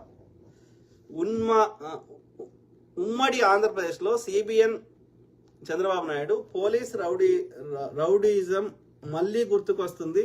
CBN is author, trainer, leader of police rowdyism. ఇక పోలీసులని అదే అందుకే అంటున్నా, పోలీసు మిత్రులారా, మీ మీద మాకు ఏది ఒక రకమైన సాఫ్ట్ కార్నరే ఉంది. ఎందుకంటే మీరు వాళ్ళు చెప్పినట్టు వినకపోతే మిమ్మల్ని ఏమంటారు, ఆ పదవి నుంచి తీసేస్తారు, ట్రాన్స్ఫర్ చేస్తారు, మిమ్మల్ని ఇబ్బంది పెడతారు. We understand. కానీ మరి దీనికి పరిష్కారం ఏంది? తప్పదు, మేము మాట్లాడాలి, మేము ప్రజలకు అర్థమైనట్టు చెప్పాలి. సో ఎవరైతే మిమ్మల్ని ఇబ్బంది పెడుతారో వాళ్ళని దింపాల్సిన అవసరం మాకుంది. ఓకే, అర్థమైందా? సో మీ మీద మాకు కోపం లేదు, పోలీసు వాళ్ళ మీద మాకు కోపం లేదు. మీరు నిమిత్త మాత్రులు, మీరు జీతగాలు. పాపం మీరేం చేస్తారు? మీ కుటుంబ సభ్యులు మీ పిల్లల్ని చదివించుకోవాలి. కాబట్టి మీరు ఏం చేయలేరు. ఆ పైన వాడు ఉంటే వాడు చెప్పింది వినాల్సిందే, మీకు నచ్చినా నచ్చకపోయినా.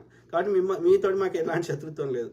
మేము పోరాడుతుంది మీకు ఎవడైతే తప్పుడు ఆదేశాలు ఇస్తుండో వాని మీదనే పోరాడుతున్నాం. తెలంగాణ శ్యామ్ పగిడిపల్లి ఏమంటున్నారు? ఎవడో సేన అంట, భగవంతుని పేరుతోనే సేన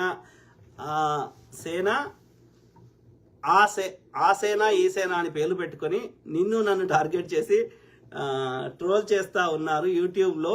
వాళ్ళ మొహాలు మాత్రం కనబడవు. ఎవడ్రా నువ్వు అంటే హిందువుని అంటాడు. హిందువులో నీ పేరు ఏం పేరు, ఊరేంటి అంటే చెప్పడు. వాడు హిందువు కాదు, వాడు సనాతన అధర్మం.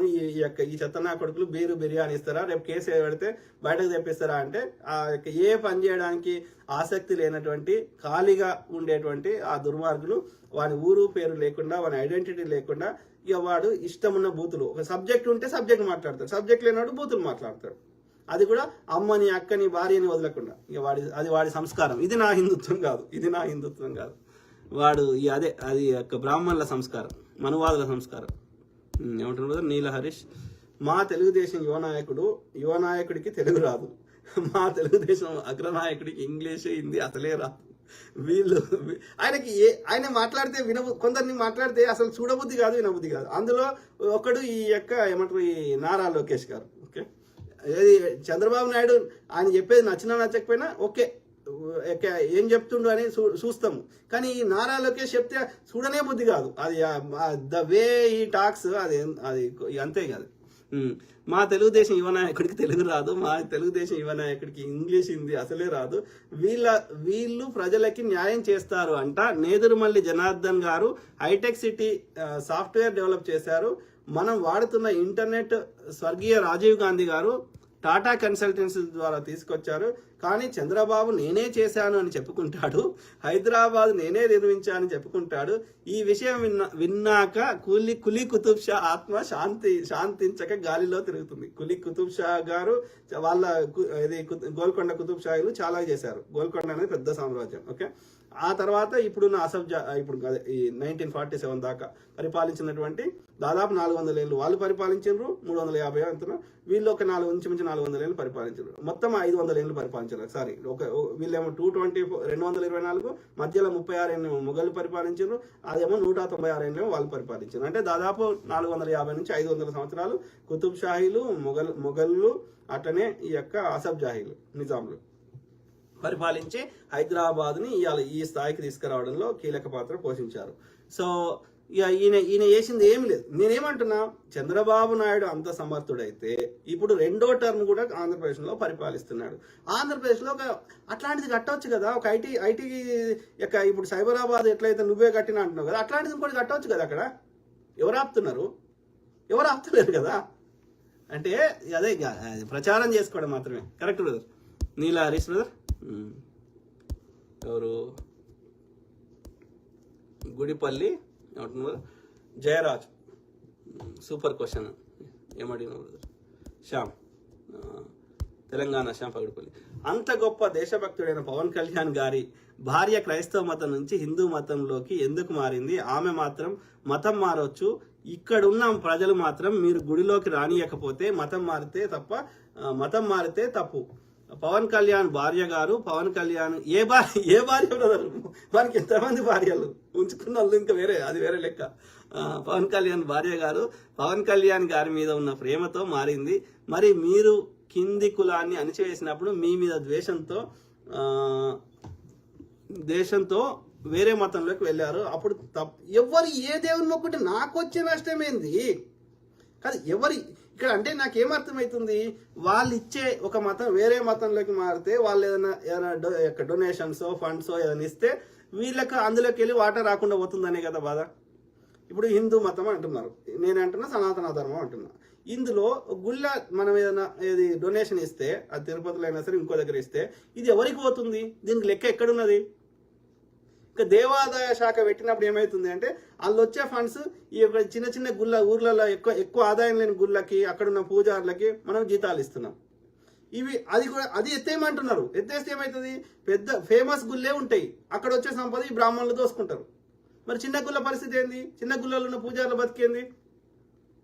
సో అయితే నేనేమంటున్నా, ఇప్పుడు నేను ఒకటే అడిగినా, నేను చాలాసార్లు చెప్పినా మళ్ళీ చెప్తున్నా, ఏమంటున్నా, ఏ క్రిస్టియన్ మతానికి ఆ విశ్వాసాన్ని నమ్మే ఏ క్రిస్టియన్ అయినా సరే ఏది యొక్క పాస్టర్ కాగలుగుతున్నాడు, అట్లనే ఆ మతంలో ప్రీచ్ చేయగలుగుతున్నాడు, ఆ బిలీఫ్ సిస్టమ్ నమ్మినవాడు. సిమిలర్లీ యొక్క ఇస్లాంని నమ్ముతున్న ఎవరైనా అందులో ప్రీచ్ చేస్తున్నారు ఆ ఖురాన్ని. ఓకే, ఖురాన్ని కానీ ఆ యొక్క ప్రాఫిట్ చెప్పింది కానీ అల్లాహ్కి సంబంధించింది, ఆ ఖురాన్కి సంబంధించింది ఏది వాళ్ళని ఇమాం అంటారు, రైట్? అట్లనే ఈ యొక్క భగవద్గీత కానీ రామాయణం కానీ ఇంకోటి కానీ ఈ సనాతన ధర్మం, వేదాలు, ఉపనిషత్తులు చెత్త అంతా ఈ సనాతన ధర్మాన్ని చెత్త. అది మనకు అర్థం కాని భాషలో సంస్కృతంలో ఎవరికి అర్థం కావద్దు, అది అర్థమైతే వాడు గుడికి రాడు కాబట్టి, అది బ్రాహ్మణుడి పైన ఉండాలని అలా రాసి ఉంటుంది కాబట్టి దాన్ని యొక్క ప్రతి హిందువు లేదా ప్రతి సనాతన ధర్మాన్ని పాటించే ప్రతివాడు యొక్క ఏది పూజారి కాలేడు, మిగతా మతాలు కాగలుగుతారు. ఎందుకు అయితలేడు అంటే వాళ్ళు వేరు, ఆ పూజారుల వాళ్ళు వేరు, ఈ హిందువులు వేరు. వాడి చెత్తని మన మీద ఆధిపత్యం చేస్తాడు. మనం వేసే ఆ గుళ్ళల్లో వేసే డొనేషన్ ఏదేసినా సరే వాడి కంట్రోల్లో ఉంటుంది. అంటే ఈ మతం పేరు మీద వాడు దోసుకుంటాడు. ఈ మతం వాళ్ళు వేరే మతంలో పోతే ఏమవుతుంది? ఆ డొనేషన్స్ వేరే మతం వాళ్ళకి పోతున్నాయి. అంటే ఎవరికి నష్టం జరుగుతుంది? హిందువులకు జరుగుతలేదు. ఎవరికి జరుగుతుంది?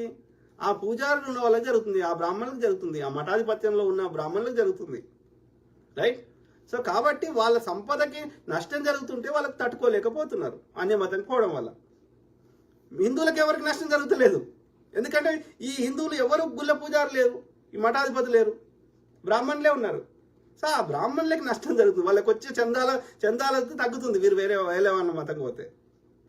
అదర్వైజ్ అట్లా కాకపోతే ఎవరు ఏ మతాన్ని మొక్కుంటే నాకు వచ్చే నష్టం ఏంది కాదు. ఇప్పుడు నేను ఒక దేవుని మొక్కున్నా, దీనివల్ల ఈ భూమి మీద ఎవరికి నష్టం ఉందో చెప్పండి. నేను ఏ దేవుని మొక్కలేదు, ఎవరికి నష్టం ఉందో చెప్పండి. ఎవ్వరికి లేదు. ఎవరికి నష్టం లేని దాని గురించి మనం ఎందుకు వరి కావాలి అంటే ఇదంతా సృష్టిస్తున్నారు. ఈ యొక్క పొదుగాలేసి మతం చుట్టూ తిప్పుతున్నారు, ఈ యొక్క ప్రజల మధ్యలో భావోద్వేగాలు రెచ్చగొడుతున్నారు. అంటే వీళ్ళు మతం మారడం వల్ల ఎవరికో నష్టం జరుగుతుంది. కూలంకషంగా ఆలోచిస్తే ఎవరికి జరుగుతుంది? బ్రాహ్మణులకు నష్టం జరుగుతుంది, మిగతా ఎవ్వరికి జరుగుతలేదు. ఒక్క హిందువుకు నష్టం జరుగుతలేదు, కేవలం బ్రాహ్మణులు జరుగుతుంది. ఎందుకంటే వేరే మతాలకు మారితే ఈ బ్రాహ్మణులకు రావాల్సిన చందాలు యొక్క పూజ, ఇప్పుడు హిందువు ఉన్నాడు అనుకో, ఏది పూజలు చేయించుకుంటాడు, పెళ్లి చేసుకుంటే పెళ్లికి పూజారి వస్తాడు, లేకపోతే సత్యనారాయణ వ్రతం అయితే సత్యనారాయణ, ఇవన్నిట్లో ఎవడు బతుతుండు? బ్రాహ్మణుడు బతుతుండు. కాబట్టి వీళ్ళు వేరే మతంలోకి పోతే రారు కదా, చర్చికి పోతారు కానీ పూజలు చేయించుకోరు కదా. కాబట్టి ఈ హిందూ మతం బిలీఫ్ సిస్టమ్ కాకుండా వేరే బిలీఫ్ సిస్టమ్ పోతే అత్యధికంగా నష్టపోయేది బ్రాహ్మణుడు. కాబట్టి ఈ బ్రాహ్మణుడు ఎవరిని పోనీయాడు. అట్లా పోవడానికి ఎవరైనా ప్రయత్నం చేస్తే పాస్టర్ ఇంకోనుంటే చంపుతాడు, అంతే. మిగతా హిందువులకు ఎవరికి నష్టం జరుగుతలేదు. ఏ దేవుని మొక్కున్నా నాకు వచ్చే నష్టం లేదు. నాకు నచ్చిన దేవుని మొక్కుంటా. నాకు ఇంకా తిక్కలేస్తే ఇట్లనే అందరు ఇబ్బంది పెడితే నేను ఏ దేవుని మొక్కపో, ఏ కుక్క ఏ దేవుని మొక్కది, తాబేలు ఏ దేవుని మొక్కది, ఏ కాకి ఏ దేవుని మొక్కది, నేను కూడా ఏ దేవుని మొక్క. ప్రకృతినే మొక్కుతా, ఆ కనిపించే సూర్యుని మొక్కుతా, కనిపించే భూమి మాతని మొక్కుతా, కనిపించే చెట్టును మొక్కుతా, లేకపోతే ఏవైతే నేను కళ్ళతోటి చూస్తానో వాటిని మొక్కుతా. ఎందుకంటే వాడు తిండి పెడుతున్నాయి కాబట్టి. అంతే. నేను కుక్కర్ని పెంచుకున్నా, కుక్కర్ మొక్కుతా పొద్దుగాలు వేస్తే, ఎందుకంటే అది నాకు కనిపిస్తుంది కాబట్టి. ఇక ఆ స్థాయికి మమ్మల్ని తీసుకొస్తున్నారు. ఇక గాలిని మొక్కుతా, ఎందుకంటే గాలి లేకపోతే నేను పీల్చుకోకపోతే బతకలేను కాబట్టి. అది ఏం నేను కష్టపడకుండా నేను పీల్చుకుంటున్నాను కాబట్టి గాలిని మొక్కుతా, గాలిని.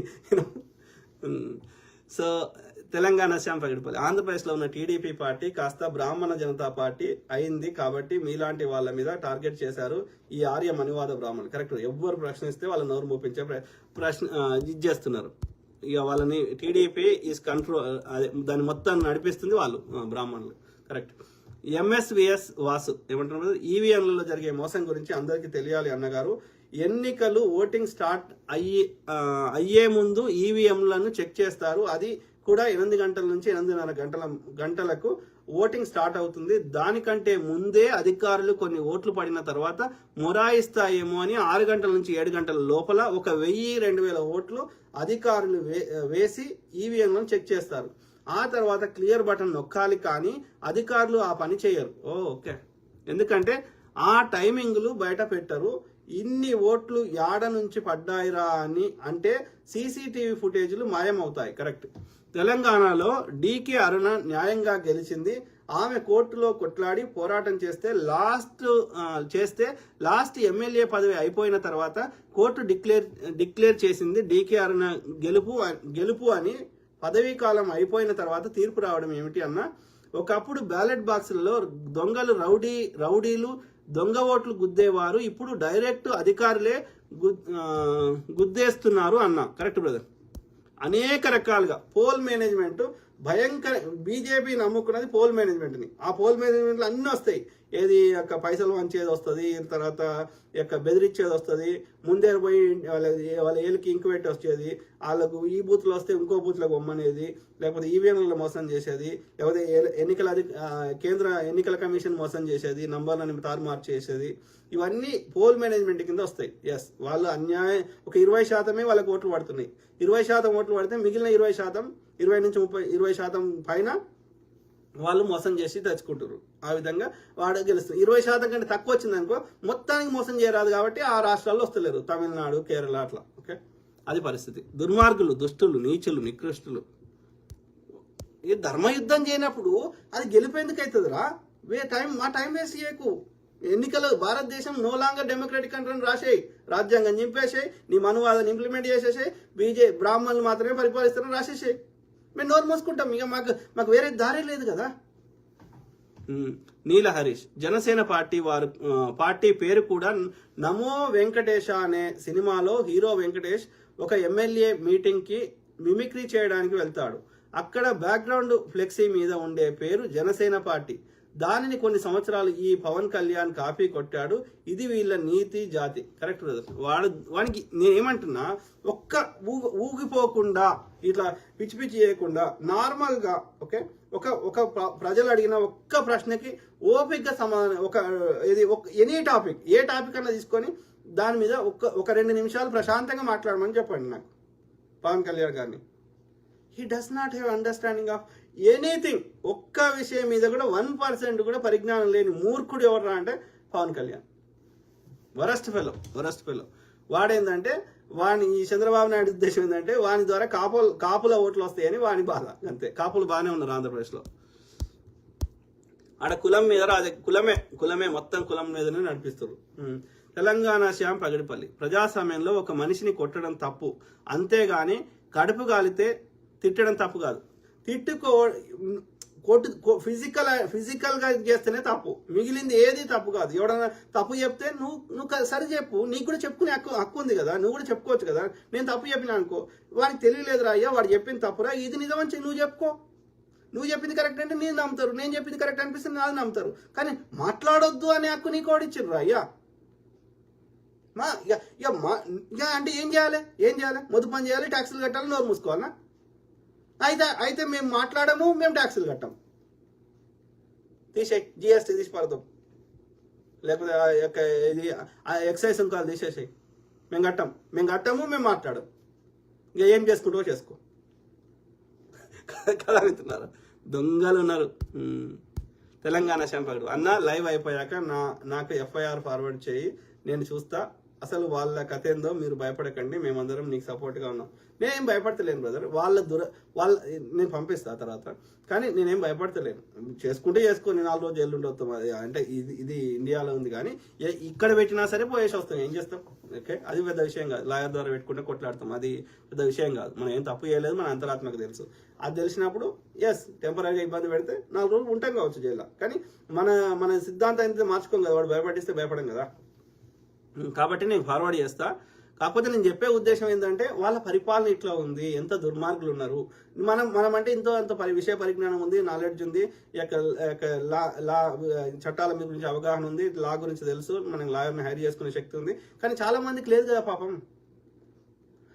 వాళ్ళు మన లెక్క కొట్లాడే శక్తి లేదు కదా వాళ్ళకి. మనం అందరికీ సాయం చేసే శక్తిలో కూడా లేం కదా. కాబట్టి ఈ దుర్మార్గం ఎట్లుంది అని ప్రజలకు తెలిస్తే వాడిని దింపేయడానికి ట్రై చేస్తాం కదా మనం. సో అందుకని నేను ప్రజలకు అర్థం కావాలని చెప్తున్నా. We know how to. మనం ఏం పెద్ద వాళ్ళది 1% కూడా తప్పు చేయలేదు. ఆ తప్పుడు కేసులు అవి మనం భయపడేదే లేదు. ఇక్కడ అంటే అంత ఈజీ కాదు, ఆ జ్యూరిడిక్షన్ కిందనే రాదు. బట్ వచ్చినా సరే మేము భయపడేది లేదు. ఇండియాలో అరెస్ట్ చేసుకోరంట, ముందస్తు బెయిల్ తెచ్చుకుంటా, లేకపోతే పోలీసులకి లాయర్ ద్వారా కొట్లాడతా. అది పెద్ద విషయం కాదు. కానీ ఇట్లా చేస్తున్నారని ప్రజలకు తెలవాలి కదా. ఇట్లా ఒక్కరిని కాదు కదా, అందరినీ చేస్తారు కదా. నీల హరీష్ బ్రదర్, మీ మీద కేసు పెట్టినప్పుడే వాళ్ళు నైతికంగా ఓడిపోయారు. ఎప్పుడైతే చర్చకు ప్రశ్నలకు సమాధానం ఉండదో అప్పుడే భయపడి కేసులు పెట్టడం, అట్లా చేయడం వల్ల ఇంకా వాళ్ళు నష్టం చేసుకుంటారు. ఇంకా వాళ్ళు ఏమంటారు, వీడు భయపడిస్తే భయపడతాడు అనుకుంటే అట్లా తప్పుడు కేసులు పెడితే ఇంకా చెడ్డ పేరు వస్తుంది వాళ్ళకి అర్థమైతే లేదు. అప్పుడు భయపడి కేసులు పెట్టడం, అవతలి వారి వ్యక్తిగత జీవితంలోకి దూరడం, నిందలు మోపడం, బీజేపీ RSS అంటేనే డాష్ దేవుడి పాట. కరెక్ట్ బ్రదర్ నీల హరీష్. సో హలో నమస్తే వనక్కం. నమస్తే బ్రదర్ నీల హరీష్. శ్యామ్, తెలంగాణ శ్యామ్ పగడు. నాకు డౌట్, అసలు డ్రంక్ అండ్ డ్రైవ్ చేసి బండి నడుపుతుంటే ట్రాఫిక్ పోలీస్ వాళ్ళు ఆపకుండా ఏం చేస్తారు అన్న. అదే బ్రదర్ నేను అడిగిన లాస్ట్ లైవ్ లో కూడా మాట్లాడినా ప్రవీణ్ బ్రదర్ది. మరి ఏం చేస్తారు? వాళ్ళ విధి నిర్వహణ తప్పు చేస్తారు కదా. కాదు, ఆయన తాగి ఆయన ప్రాణం పోతే ఏం చేస్తాం, మనం బాధపడతాం. కానీ ఆయన తాగడం తప్పు కాబట్టి ఆయన గురించి మేము బాధపడతలేం, వాళ్ళు చెప్పింది నిజమైతే. ఓకే, కానీ ఇప్పుడు ఆయన తాగితే వేరే వాళ్ళ ప్రాణాలు పోతాయి కదా. అందుకే కదా మనం వద్దంటుంది తాగేది ఇంటికాడ తాగమంటున్నాం కానీ తాగి నడపొద్దు అంటున్నాం. ఎందుకంటే వేరే వాళ్ళ ప్రాణం రిస్క్ ఉంది కదా. అంటే వేరే వాళ్ళ ప్రాణం రిస్క్ ఉందని తెలిసినా ఆ టోల్ గేట్ల దగ్గర కెమెరాలు అందుకోసం పెట్టినా, ఇట్లా ఎవరైనా తాగి నడిపితే వాళ్ళని అరెస్ట్ చేయాలని పెట్టినా, ఎన్నోసార్లు ఉఫ్ అని ఊది వేరే వాళ్ళతో చేయించినా, మరి ప్రవీణ్ బ్రదర్ తాగి నడుపుతున్నాడని గిన్ని ఎవిడెన్స్ ఉన్నాక కూడా ఒక్క దగ్గర కూడా ఎందుకు అరెస్ట్ చేయాలి? మరి అట్లా అరెస్ట్ చేయనటువంటి పోలీస్ ట్రాఫిక్ వాళ్ళకి సంబంధించిన టోల్ గేట్ మేనేజ్ చేసే వాళ్ళని కానీ, ఆ ట్రాఫిక్ సంబంధించిన పోలీసులను కానీ అందరినీ సస్పెండ్ చేస్తారా? ఒక్కదానికి మనం అడిగే వాడికి సమాధానం ఉండదు. వాడు చెప్పిన చెత్తను మనం అంగీకరించాలి. దుర్మార్గులు. నడుపుతుంటే traffic police, even duplicate Praveen అయినా, వేరే వాడైనా, డూప్లికేట్ వాడైనా, డూప్ అయినా సరే, వాడైనా సరే నడుపుతుంటే వాడినైనా అరెస్ట్ చేయాలి కదా. దుర్మార్గులు. నడుపుతుంటే ట్రాఫిక్ పోలీసులు వాళ్ళు ఆపకుండా ఏం చేస్తా ఉన్నారు? ఆంధ్రప్రదేశ్ ప్రభుత్వం తాగి బండి నడుపుతుంటే రోడ్ల మీద చెక్ చేయట్లేదా? ఎంత దుర్మార్గం! ఒకరు నిజంగా తాగితే పట్టుకోవాలి కదా. డ్రంక్ అండ్ డ్రైవ్ చేసిన వాళ్ళని వదిలేస్తున్నారా? ప్రజల చావులకు కారణం అవుతున్నారు. సో ఇది ప్రభుత్వ నిర్లక్ష్యం వల్ల జరిగింది. ప్రభుత్వం పైన కేసు పెట్టాలి. ఒకవేళ ఆ మనిషి తాగి ఉంటే ప్రభుత్వం మీద కేసు పెట్టాలి. తాగకపోతే ఎలా చనిపోయాడు చెప్పాలి. అదే ఆ డూప్లికేట్ ప్రవీణ్ అనే వాడు తాగి నడుపుతుంటే అతన్ని తాగి నడిపే విధంగా అనుమతించినందుకు ప్రభుత్వం మీద కేసు పెట్టాలి. ఒరిజినల్ ప్రవీణ్కి మర్డర్ ఏందో అది బయట పెట్టాలి. ఒరిజినల్ ప్రవీణ్ యొక్క సీసీటీవీ ఫుటేజ్ బయట పెట్టాలి. దాంతోపాటు మీరు పెట్టిన డూప్లికేట్ ప్రవీణ్కి సంబంధించిన అతను తాగి నడుపుతుంటే మీరు ఎందుకు అలౌ చేశారు కదా. ఇట్లా అన్ని కేసులు పెట్టాలి. 10 కేసులు కోర్టులలో పెడితే చక్కగా అవుతారు. గొల్లపల్లి అవినాష్ గౌడ్, సూపర్ అన్న. Thank you to my brother, sisters, friends, everyone. Okay. David వంకాయల పాటి, thank you brother. Balakishore, BJP next target constitution change చేయడమే. మొన్ననే చేసేటోళ్ళు అయినా సరే అన్ని రాష్ట్రాల ప్రభుత్వాలను మార్చి చేద్దామని ఆలోచనలు ఉన్నారు. ఎవరైతే పార్లమెంట్కి వచ్చారో వాళ్ళే ఇవాళ భారతదేశంలో అన్ని చట్టాలు, బీజేపీ తెస్తున్న చట్టాలకి మూల కారణం ఎవరంటే మొన్న పార్లమెంట్ ఓపెనింగ్కి ఎవరు వచ్చారో వాళ్ళే ఆర్య బ్రాహ్మణులు, మఠాధిపతులు, పీఠాధిపతులు. అన్న మీరు ఈ ఫేస్బుక్ వేదికగా ఒక ప్రామిస్ చేయండి. రోజు ఆంధ్రప్రదేశ్లో ఉన్నటువంటి కూటమి ప్రభుత్వం అవలంబిస్తున్న ప్రజా వ్యతిరేక విధానాల మీద రోజుకు ఒక లైవ్ పెట్టి బీజేపీ జెండా 2 తెలుగు రాష్ట్రాల్లో కనబడనీయకుండా చేద్దాం. ప్రత్యామ్నాయ రాజకీయాలకు పురుడు పోద్దాం. ప్రజాస్వామ్య వాదులను బలోపేతం చేద్దామా? సో అదే బ్రదర్, ఈ బీజేపీ ఎక్కడున్నది ఏమంటారు, భస్మాసుర హస్తం అంటారు కదా, అలాగా బీజేపీ ఎక్కడున్నా ఇప్పుడు ఈవెన్ మనకి టీడీపీకి కూడా అది నష్టమే ఫ్యూచర్లో. ఎందుకంటే వాడు అన్ని రాష్ట్రాల్లో బీజేపీ రావాలని కోరుకుంటుంది. మిత్రపక్షాన్ని కూడా వాడు సహించడు. అర్థమైందా? అంటే బ్రాహ్మణుడి యొక్క కుటిల బుద్ధి ఎంత భయంకరమైనదో అర్థం చేసుకోండి. డెఫినెట్లీ బీజేపీ సంబంధించి ఎంత వాళ్ళ గురించి ఎన్ని మాట్లాడమంటే అన్ని మాట్లాడదాం. తప్పకుండా 2 తెలుగు రాష్ట్రాల్లో ఉన్నటువంటి ఏ గవర్నమెంట్ అయినా, ఈవెన్ కాంగ్రెస్ గవర్నమెంట్ అయినా ఏది హద్దులకు మించి ఎవరిని, నేను కాంగ్రెస్ సపోర్ట్ చేయడానికి ఒకటే తెలంగాణలో, ఆంధ్రప్రదేశ్లో అది కాంగ్రెస్ పార్టీ ఆడ లేదు కానీ దాని గురించి నేను మాట్లాడతలేను. కానీ తెలంగాణలో ఉన్న కాంగ్రెస్ పార్టీ నేను మద్దతు చేయడానికి కారణం మిగతా అన్ని ఇది తెలంగాణ 3 పార్టీలు, అది 3 పార్టీలు కూడా 2 పార్టీలు నిజంగా చెప్పాలంటే, కాంగ్రెస్ అండ్ బీఆర్ఎస్. బీజేపీకి ఓటు శాతం లేదు. గ్రామీణ ప్రాంతాల్లో అసలే లేదు. పట్టణాల్లో కూడా ముస్లిమ్స్ కొద్ది ఏరియాలో ఉంది, ఓల్డ్ సిటీ అట్లా. కాబట్టి బీజేపీ తెలంగాణ లేదు. ఓకే, వాళ్ళు ఉందని భ్రమపడితే వాళ్ళ మూర్ఖత్వం. ఆ రేవంత్ రెడ్డి గారు బలహీన అభ్యర్థులకు టికెట్ ఇవ్వడం వల్ల అది మొన్న 8 సీట్లు ఎంపీ వచ్చినాయి. అసెంబ్లీలో వీళ్ళందరూ ఓడిపోయిన వాళ్ళకి ఎంపీలు ఎట్లా వస్తాయి? అది రేవంత్ రెడ్డి ఎందుకు సహకరిస్తున్నాడు అనేది రేవంత్ రెడ్డి గారి మీద కొంచెం ఇన్వెస్టిగేషన్ చేయాలి. చేసినాక మాట్లాడదాం. రేవంత్ రెడ్డి గారు ఎక్కడో బీజేపీతో ఎక్కడో లాలూచి ఒప్పందం చేసుకుంటున్నాడేమో అనిపిస్తుంది నాకైతే. నిన్న ఆయన మన బక్క జడ్సన్ కూడా 2-3 షేర్ చేశాడు. ఎందుకు జపాన్ పోయాడు, అది కూడా కనిమొలితోటి, ఇట్లా కొన్ని ఉన్నాయి. నేను చూసి మాట్లాడదాం రేవంత్ రెడ్డి గారి గురించి.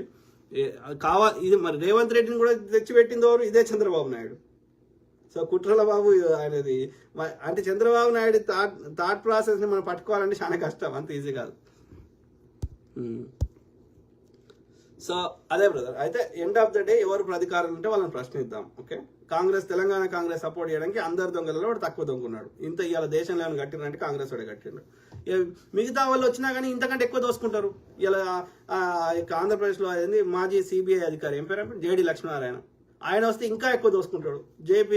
జేపీ జయప్రకాష్ నారాయణ ఆయన వస్తే ఇంకా దోసుకుంటాడు. ఆమె ఈ ఆర్ఎస్ ప్రవీణ్ లేకపోతే అక్కడ మాయావతి వాళ్ళు వచ్చినా ఎక్కువ దోసుకుంటారు. ఇంకా కొత్త పార్టీ అయితే వాళ్ళు రాక ఏమంటారు కొత్త బిచ్చగాడు పొద్దురాడు అన్నట్టు వాడికి రాక అధికారం వచ్చింది కాబట్టి వాడు కంపల్సరీ వీళ్ళందరికంటే ఎక్కువ దోసుకుంటాడు.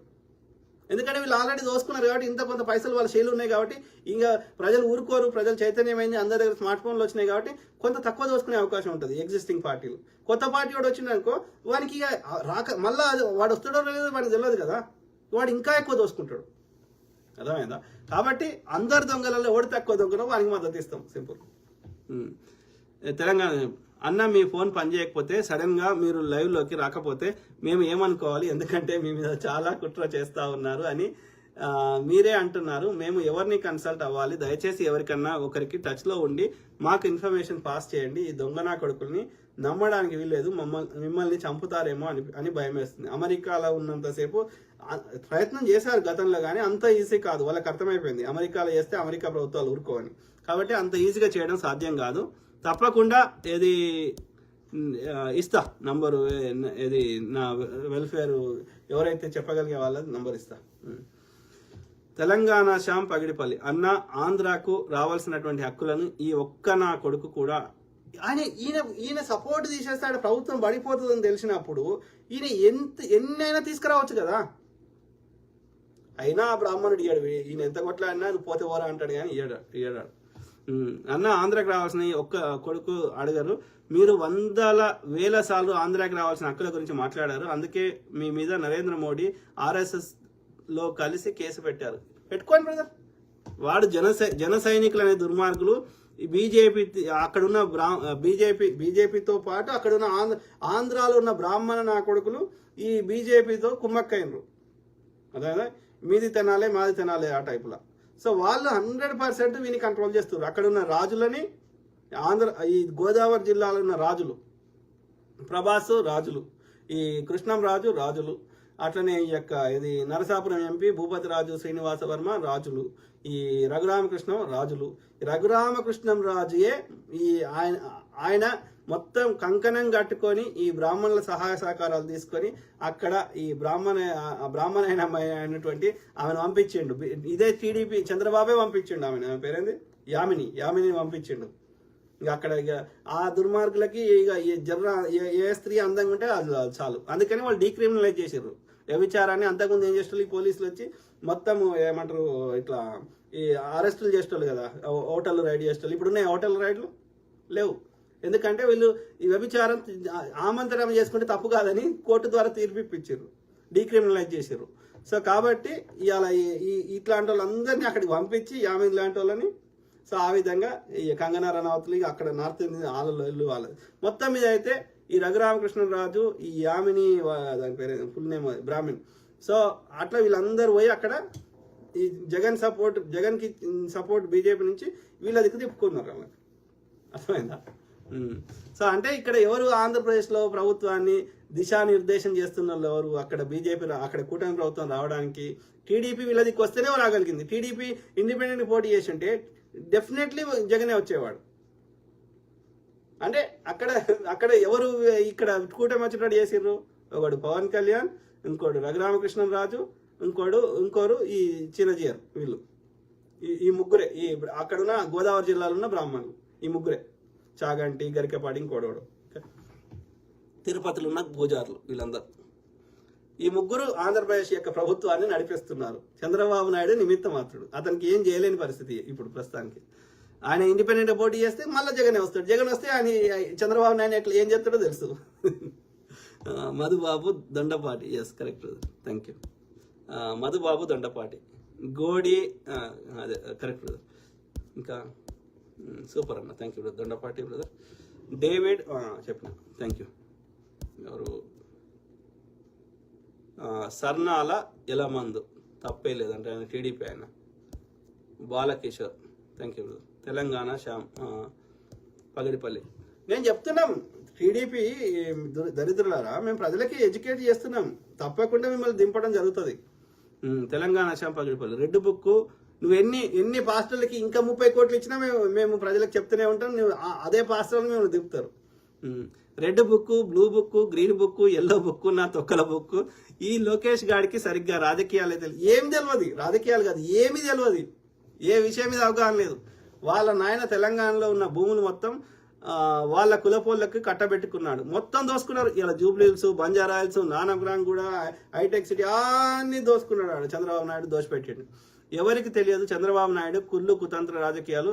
ఆయనకు తోడు సనాతన అధర్మ రక్షకుడు పవన్ కళ్యాణ్, కమ్యూనిస్టు చెగువీరా అంటాడు, మళ్ళీ సనాతన అధర్మాన్ని రక్షిస్తాడు.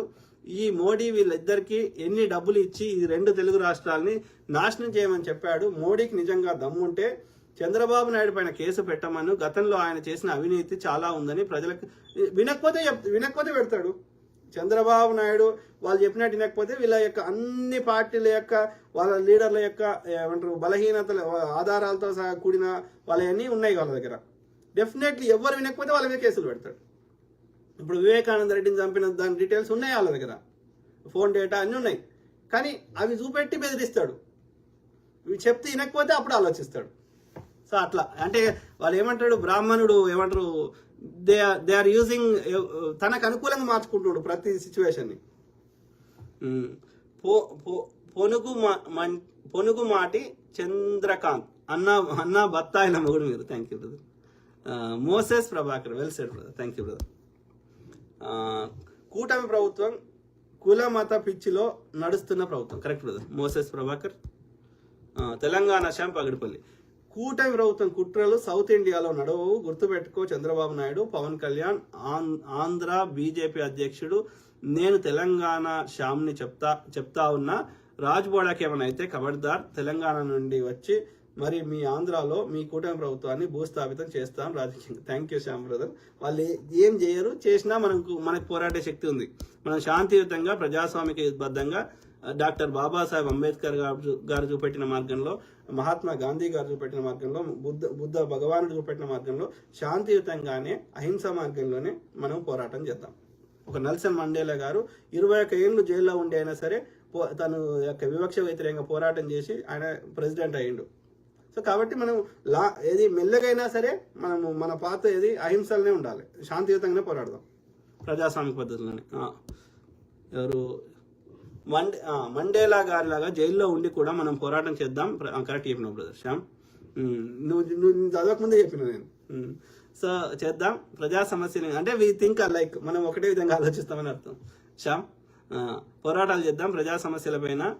పెట్టుకోండి, నరేంద్ర మోడీ డబ్బులు ఇచ్చి జడ్జీలను కొనుక్కుంటాడు కదా. మొన్న చూశాంగా యశ్వంత్ వర్మ అనేవాడు 150 కోట్లు తీసుకుంటూ దొరికిపోయాడు. వాడి వెనకాల ఉన్నది ఎవరు?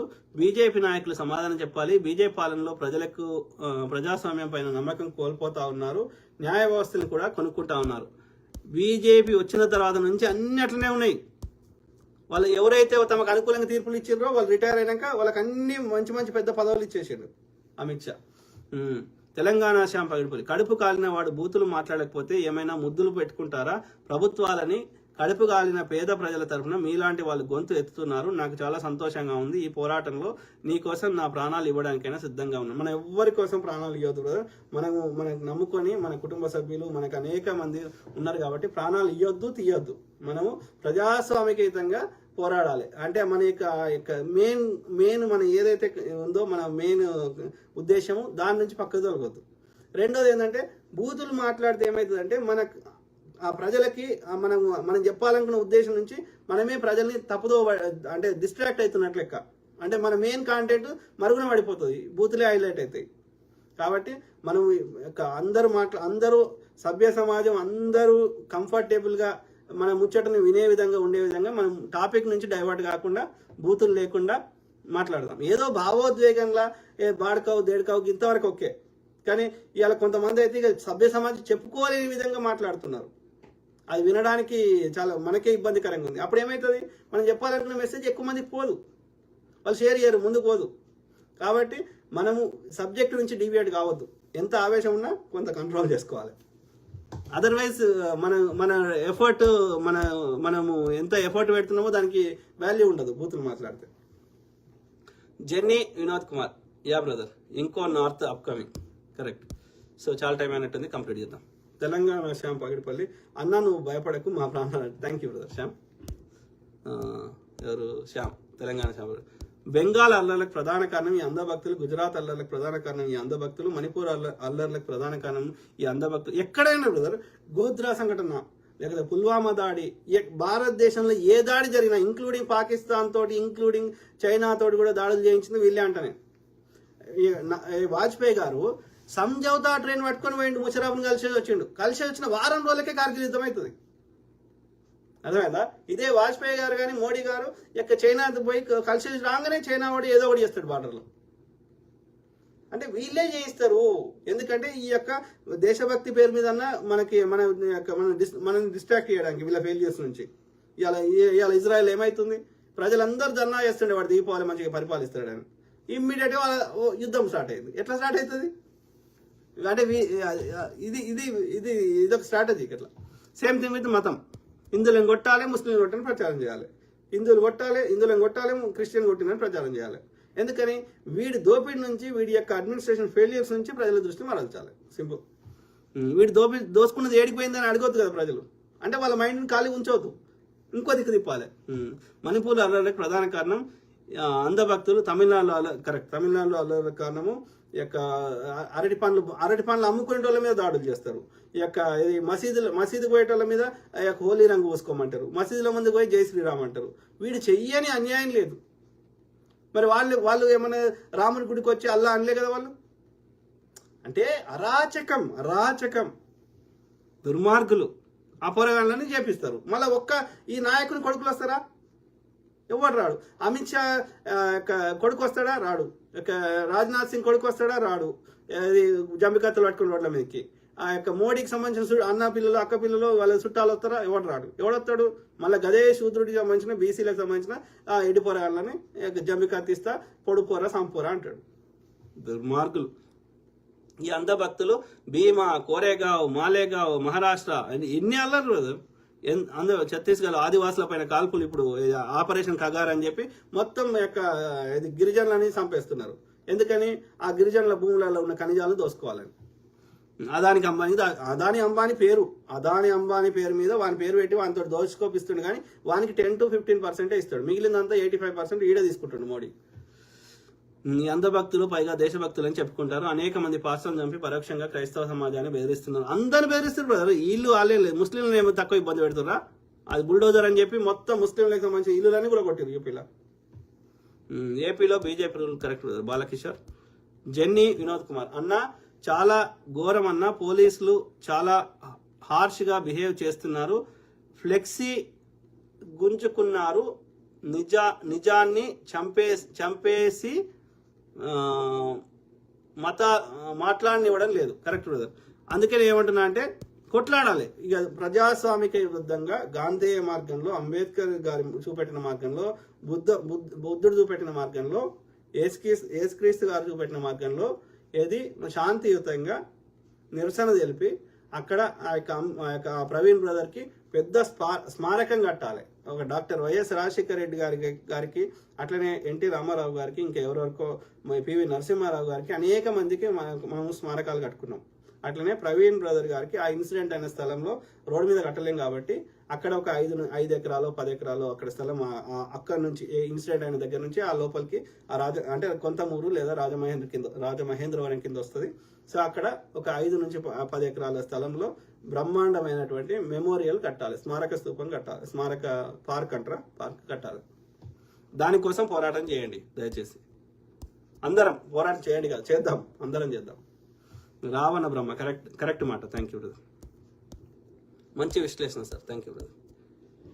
ఇక వాళ్ళకి ఈ ప్రవీణ్ బ్రదర్ విగ్రహం చూస్తే ఇక బీజేపీ వాళ్ళకి ఉచ్చబడాలి. అర్థమైందా? ఇంకా ఎవరి తెరువు రావద్దు, ఏ మతం వాళ్ళైనా సరే. తెలంగాణ శ్యామ్ పగిడిపల్లి. ఇంకా 100 కేసులు పెట్టుకొని మీ కేసులకు థ్యాంక్ యూ బ్రదర్. నేను వాళ్ళ దుర్మార్గం గురించి బయట పెడుతున్నా. వాళ్ళు కేసులు పెట్టుకొని 100 కాదు 1000 పెట్టుకొని. శ్యామ్ పగిడిపల్లి, తెలంగాణ శ్యామ్ పగిడిపల్లి. ప్రజా సమస్యలపైన కొట్లాడుతున్న వ్యక్తులపైన అక్రమ కేసులు పెట్టడాన్ని నేను తీవ్రంగా ఖండిస్తున్నాను. నా మీద కూడా పెట్టారు దుర్మార్గులు. I understand brother. సో అదే న్యాయవాది ద్వారా కొట్లాడదాం. నువ్వు ఇండియాకి ఎవరు ఈయన పేరేంది మనమాసి సుబ్రహ్మణ్యం యాదవ్ అంట. యాదవ్ నీకేం పనే? నీ యాదవ్ నిన్ను పూజారి ఏమని గుల్లా? నువ్వు హిందుత్వం అంటున్నావు కదా, బ్రాహ్మణుని బాపనుని కాదని యాదవ్ తమ్ముడా, నాది పద్మశాలి. ఓకే, దయచేసి ఓకే, నేను కూడా హిందువునే. మన శాలాయనని, సాకలాయనని, మంగళాయనని, మాదిగాయనని, మాలాయని, వీళ్ళ మనందరం హిందుత్వం నమ్ముతున్నాం కదా, మమ్మల్ని పూజారి చేయండి ఈ బ్రాహ్మణ్ని తీసేసి. సింపుల్ అయిపోయింది కదా లొల్లి. ఆలోచించకూడదు యాదవ్ బ్రదర్. మామసి సుబ్రహ్మణ్యం యాదవ్, నువ్వు ఇండియాకి వస్తే కాంగ్రెస్ వాళ్ళు రెడీగా ఉన్నారు జైల్లో వేసేయడానికి. సీఎం రేవంత్ రెడ్డిని ఏం మాట్లాడావో కాంగ్రెస్ వాళ్ళు మర్చిపోలేదు. చెయ్యని అంటే వీళ్ళు ఏమంటుంటాడు, వాడు బీజేపీ వాడు. ఓకే, సీఎం రేవంత్ రెడ్డి ఏం చెప్తాడో ఏం చేయడో తర్వాత ముచ్చట. అంటే వాడు రెండు ముచ్చట చెప్తుండే ఇక్కడ ఈ సుబ్రహ్మణ్యం యాదవ్ అంటాడు. కాంగ్రెస్ పార్టీ ఐడియాలజీ ఉన్నప్పటికీ కాంగ్రెస్లో రేవంత్ రెడ్డి అంటే ఆయన బీజేపీ మనిషి, మేము చెప్పినట్టు వింటాడు అని చెప్తున్నావా? తెలంగాణలో కాంగ్రెస్ రావడానికి నా పాత్ర అత్యంత కీలకమైందని అందరూ బుద్ధున్న వాళ్ళు ఎవరైనా చెప్తారు. అన్నప్పుడు మరి కాంగ్రెస్ పార్టీ రావడానికి, ఇవాళ కాంగ్రెస్ పార్టీ వస్తేనే రేవంత్ రెడ్డి సీఎం అయ్యిండు అన్నప్పుడు మరి రేవంత్ రెడ్డి నన్ను అరెస్ట్ చేస్తాడు అంటే అర్థమైంది? అంటే ఆయన అరెస్ట్ చేయాలని వీని బాధనా? లేకపోతే రేవంత్ రెడ్డి మా మనిషి, బీజేపీ మనిషి, బలహీన అభ్యర్థులకు టికెట్ ఇచ్చిండు, కాంగ్రెస్ని ఈడ దేశంలో మొన్న రాహుల్ గాంధీ రాకుండా చేసిండు. ఇప్పుడు మరి రాహుల్ గాంధీ మీద, సోనియా గాంధీ మీద కేసులు పెడితే జపాన్ వారిపోయిండు. ఈ రేవంత్ రెడ్డి మేము చెప్పినట్టు వింటుండు, మా మనిషి, ఆర్ఎస్ఎస్ నుంచి ఆయన కెరియర్ స్టార్ట్ అయ్యిందని చెప్తున్నావా? సోనియా గాంధీని బలిదేవత అని చెప్తున్నావా? ఏం చెప్పదలుచుకున్నావు ఇక్కడ? మాకు ఇది క్లారిటీ రావాలి. ఎస్, రేవంత్ రెడ్డి కూడా అన్యాయం చేస్తే, ప్రజల సొమ్ము దోసుకుంటే, లేకపోతే కాంగ్రెస్ ఐడియాలజీకి భిన్నంగా ప్రవర్తిస్తే ఆయనను కూడా దింపి పారదొబ్బుతాం. Simple. Okay, end of the day ప్రజల సొమ్ము ప్రజలకి 10-20 రూపాయలు తింటే రాయ్యా, మిగిలిన 80 ప్రజలు కట్టిన ట్యాక్సులు 80 రూపాయలు, 100 రూపాయలు కడితే 80 రూపాయలు, ఇక మిగతా 20 రూపాయలు మేము ఏమంటారు ఏదో ఇట్లా ఇసిరేసినాము, ఇక మీరు శవాల మీద పేలాలు ఏరుకున్నట్టు ఏరుకోపోయి మిగిలిన 80 రూపాయలు మాత్రం మాకు లెక్క చెప్పమని అడుగుతాం. రేవంత్ రెడ్డి కాదు, వాళ్ళ తాత వచ్చినా ఇదేమాట చెప్తాం, బరాబర్ చెప్తాం. అర్థమైందా? మన రేవంత్ రెడ్డి ఆ భూములను తన పేరు మీద రాసుకుంటే కొట్లాడేటోళ్ళం. అక్కడ ఐటీ పార్కులు ఇట్లాంటివి కడతా అంటుండే కాబట్టి అది ఒక తెలంగాణ ప్రభుత్వం పేరు మీదనే ఉంది కాబట్టి మేము ఏమంటలేము, కట్టమంటున్నాం. కాబట్టి రేవంత్ రెడ్డి కాదు, వాళ్ళ తాత వచ్చినా ఇట్లానే మాట్లాడతాం. కానీ నేను గమనించిన రేవంత్ రెడ్డి గారు, నాకున్న కాంటాక్ట్స్, నాకు అతని సన్నిహితులు ఎవరైతే ఉన్న కాడికి రేవంత్ రెడ్డి అట్లా లేడు, మీరు ప్రచారం చేస్తున్నట్టు లేడు.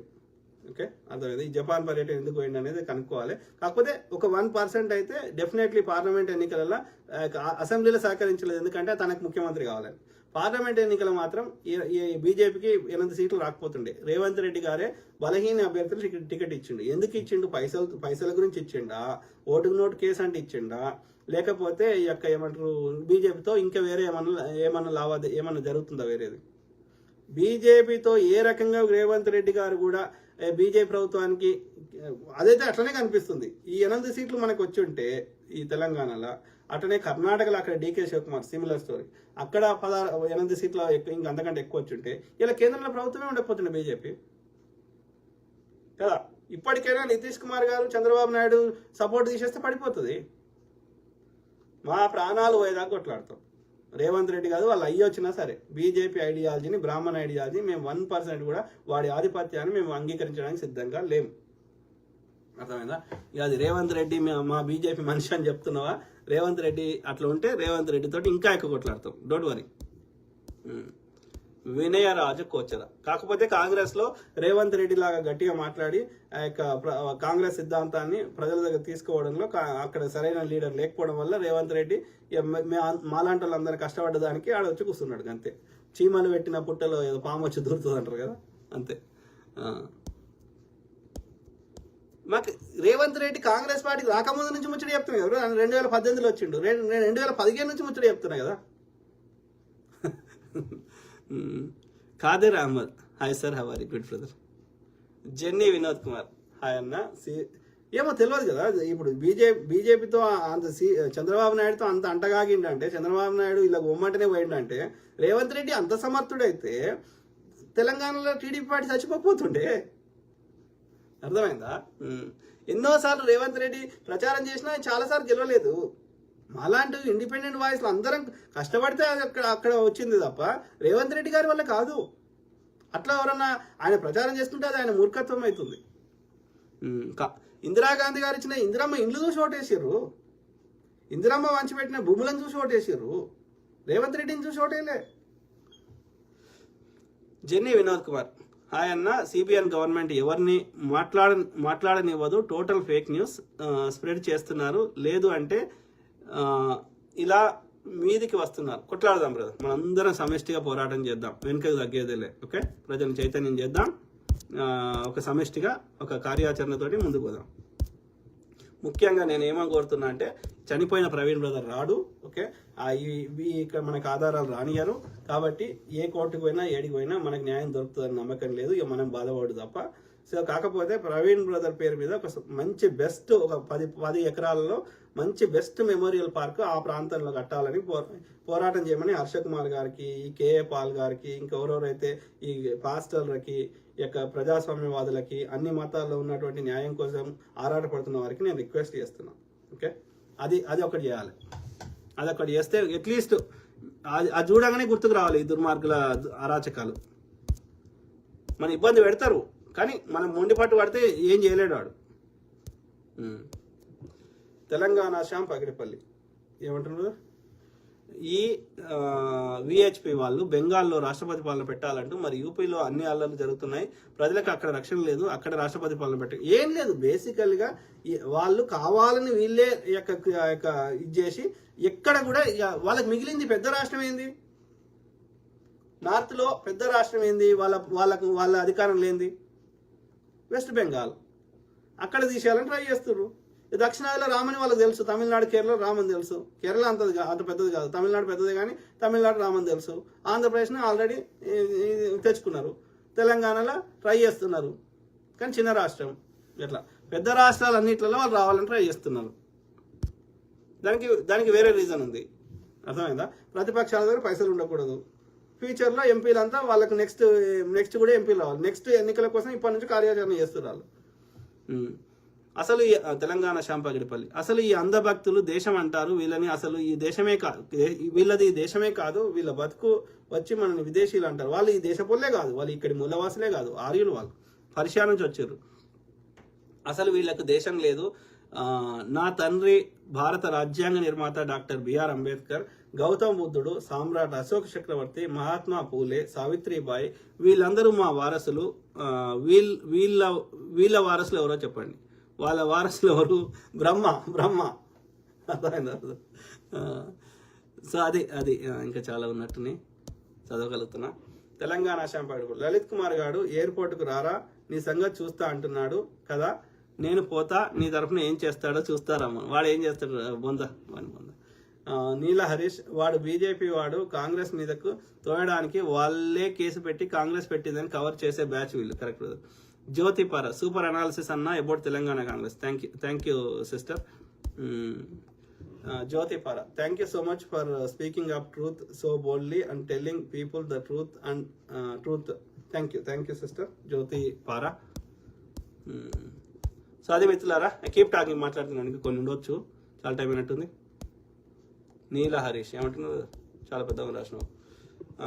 96.80 ఇంచుమించు 97 కోట్ల మంది ఓటర్లు దేశం మొత్తంలో ఉంటే మొన్న జరిగిన జనరల్ ఎలక్షన్స్ మిగతా రాష్ట్రాల్లో ఓటు వేసింది 64 కోట్ల మంది. బీజేపీకి 19 కోట్లు కూడా జనాలు ఓట్లు వేయలేదు. దాదాపు 44 కోట్ల ఓట్లు నరేంద్ర మోడీకి వ్యతిరేకంగా వేశారు. ఆంధ్రప్రదేశ్లో 48 లక్షల బోగస్ ఓట్లు, ఒడిశాలో 45 లక్షల బోగస్ ఓట్లు.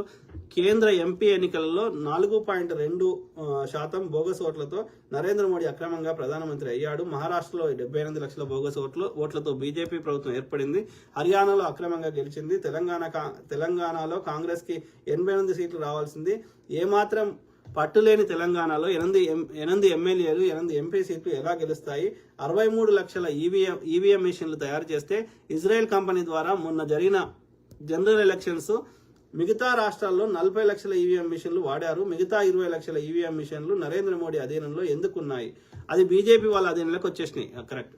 Israel electronic voting machine program coding management software department road మీద తిరుగుతున్నారు, డబ్బులు ఇస్తే మేనేజ్మెంట్ చేస్తాము అని 2018లో ఇలానే ఒక అమెరికా వ్యక్తి ఇజ్రాయెల్ కంపెనీ తరపు నుండి చెప్పాడు. మహారాష్ట్ర ఎలక్షన్స్ కు వారం ముందు కూడా ఇలానే వచ్చాడు, 55 కోట్లు ఇస్తే చేస్తాను poll management, EVM tampering. Israel కు సంబంధించిన electronic voting machine programme code management రోడ్ల మీద తిరుగుతున్నారు, ఇది అందరికీ తెలుసు. వారణాసిలో కూడా నరేంద్ర మోడీ 3వ స్థానంలో పడిపోయాడు. కట్ చేస్తే అతను ఎలా గెలిచాడు? దీని మీద Facebook Instagram company owner mark Zuckerberg బహిరంగంగా చెప్పాడు, నరేంద్ర మోడీ 2024 ఎలక్షన్స్ లో ఓడిపోయాడు అని. గతంలోనే టెక్నాలజీ గనుడు అయినటువంటి ఈలాన్ మస్క్ కూడా ఇండియాలో ఇలా జరిగింది అని చెప్పాడు. పబ్లిక్ డిమాండ్ లో వాటి ఆధారాలు కూడా ఉన్నాయి. జరిగిన పోలింగ్ పర్సెంటేజ్ కి వచ్చిన రిజల్ట్ కి సంబంధం లేకుండా ఫామ్ 20లో రిజల్ట్ డేటా పెట్టారు, అక్కడే దొరికిపోయారు. రీకౌంటింగ్ కి అనుమతి ఇవ్వట్లేదు, అక్కడే దొంగలు దొరికిపోయారు కదా పచ్చిగా. నెక్స్ట్ దెబ్బ పబ్లిక్ ది రిటర్న్ గిఫ్ట్ గట్టిగా ఉంటుంది. బీజేపీ చూడండి, వీళ్ళు రెడ్ హ్యాండెడ్ గా దొరికిపోయారు. కరెక్ట్. లాట్స్ ఆఫ్ చాలా ముచ్చట్లు చెప్పారు మీరు. తప్ప ఎస్, వాళ్ళు దే ఆర్ అబ్యూజింగ్, అంటే ఇప్పుడు చెప్పిన ఆ లెక్కలు ఉన్నాయి కదా దొంగ ఓట్లు అవన్నీ. Yes, it's true. ఓకే, అది మోసం చేసి గెలుస్తారు. రీకౌంటింగ్ ఎందుకు పెట్టనియారు? అక్కడే దొరికిపోతున్నారు కదా. Correct brother, Neela Harish brother.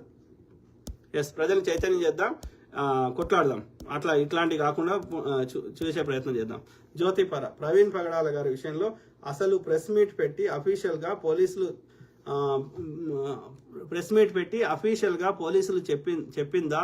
Post మార్టంలో వచ్చినది ఒకటి, రెండింటికి ప్రెస్ మీట్ పెట్టి అఫీషియల్ గా పోలీసులు చెప్పిన దానికి పోస్ట్ మార్టంలో వచ్చిన దానికి రెండింటికి అసలు ఏమాత్రం సంబంధం లేదు.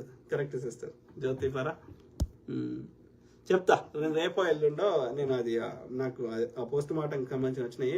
ఎంపీ హర్ష కుమార్ గారు మాట్లాడారు. సో ఆయన ఎంపీ గారు మాట్లాడింది కొంతమందికి రీచ్ అయింది, ఆ పోస్ట్ మార్టం సంబంధించింది. ఇంకా నేను అది ఇంకా నేను కూడా చదువుతా. ప్లస్ అట్లనే వేరే బ్రదర్ సిస్టర్ కూడా నేను పంపించిన డాక్టర్లు అట్లా, అంటే సైంటిస్ట్ డాక్టర్లకి. సో వాళ్ళు కూడా వాళ్ళ ఇన్పుట్ ఇచ్చిన తర్వాత నేను రేపో ఎల్లుండో దాని గురించి, అందులో పోస్ట్ మార్టం రిపోర్ట్లు ఏమున్నాయి, అది యాక్సిడెంటా హత్యనా అనడానికి కాన్ఫ్లిక్టింగ్ ఏమున్నాయో అవన్నీ మనం, ఎందుకంటే అది అధికారికంగా ఇచ్చారు కదా, సంతకాలు పెట్టించారు కదా. సో కాబట్టి ఆ డాక్యుమెంట్ మనం రేపు కోర్టులో పోయి కూడా ఇక వీళ్ళు యాక్సిడెంట్ అంటున్నారు, కానీ ఇవన్నీ డేటా ఏం చెప్తుంది, యాక్సిడెంట్ కాదని చెప్తుంది. కాబట్టి దాని కౌంటర్గా కేసు ఫైల్ చేయడానికి మనకు అవకాశం ఉంటుంది. చెప్తా. నరేష్ బండెల, హాయ్ అన్న, Jai Bhim brother. Hi brother. Vinay Kannaram, నీతిమంతులు సింహం వలె ధైర్యంగా ఉంటారు అని బైబిల్ చెబుతుంది సార్. మీరు నీతి న్యాయం కోసం పాటుపడుతున్నారు సార్. సమాజ శ్రేయస్సు కోసం మీరు గర్జిస్తూనే ఉండండి సార్. సింహం సింగిల్గానే వస్తుంది, ఉన్మాదులే గుంపులుగా వస్తారు. ఈ నక్కలకు తోడేళ్లకు మీరు correct sir. God bless you sir. ఎవరు? Vinay Kannaram. Thank you brother, thank you for all your good and kind words. Okay, చేద్దాం, మనం కంటిన్యూస్గా ఫైట్ చేద్దాం. Ram Mohan 70 brother, you are doing great job. Thank you brother. Ram Mohan brother. Jyothi Para ఏమంటున్నారు సిస్టర్? విదేశీయులు Hinduism తీసుకుంటున్నారు, ISKCON temple. అదే నాకు హిందూయిజం వాడబుదేదలేదు, ఎందుకంటే హిందూయిజం ఈజ్ కంప్లీట్లీ డిఫరెంట్. వాళ్ళు హిందూయిజం అని ప్రచారం చేస్తారు, అది హిందూయిజం కాదు. సనాతన అధర్మం, బ్రాహ్మణిజం, మనువాదం. విదేశీయులు సనాతన ధర్మాన్ని తీసుకుంటున్నారు, ఇస్కాన్ టెంపుల్ అంతా వాళ్ళతోనే నిండి ఉంటుంది. Correct sister. కానీ అది కన్వర్షన్ కాదు, అది కన్వర్షన్ అనరు దాన్ని.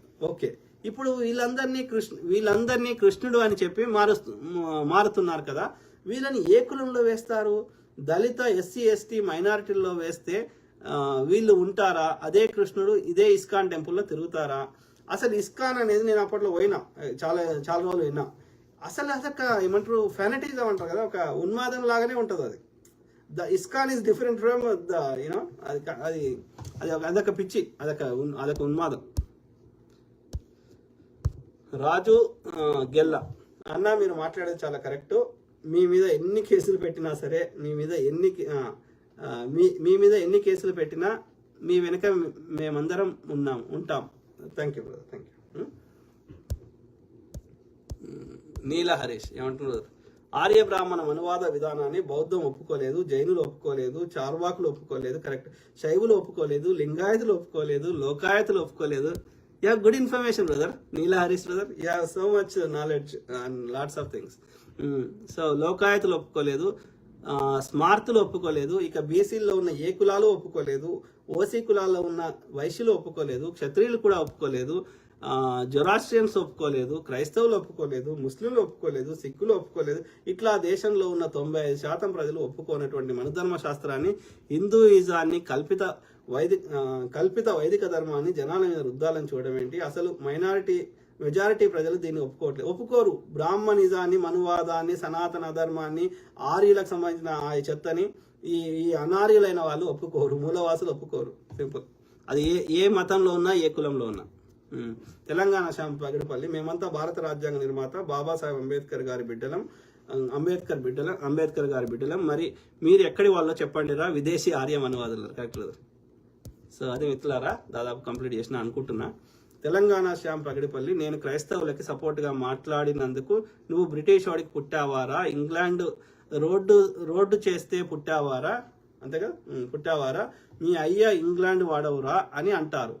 అటువంటి డాష్ నా కొడుకులు, నాది ఒకటే సమాధానం, ఈ దేశం మాదిరా డాష్ కొడుకల్లారా, మీరు నా దేశానికి బతకడానికి వచ్చారా, విదేశాల నుంచి వచ్చిన ఆర్య కుక్కల్లారా. Correct brother Shyam, I totally agree with you.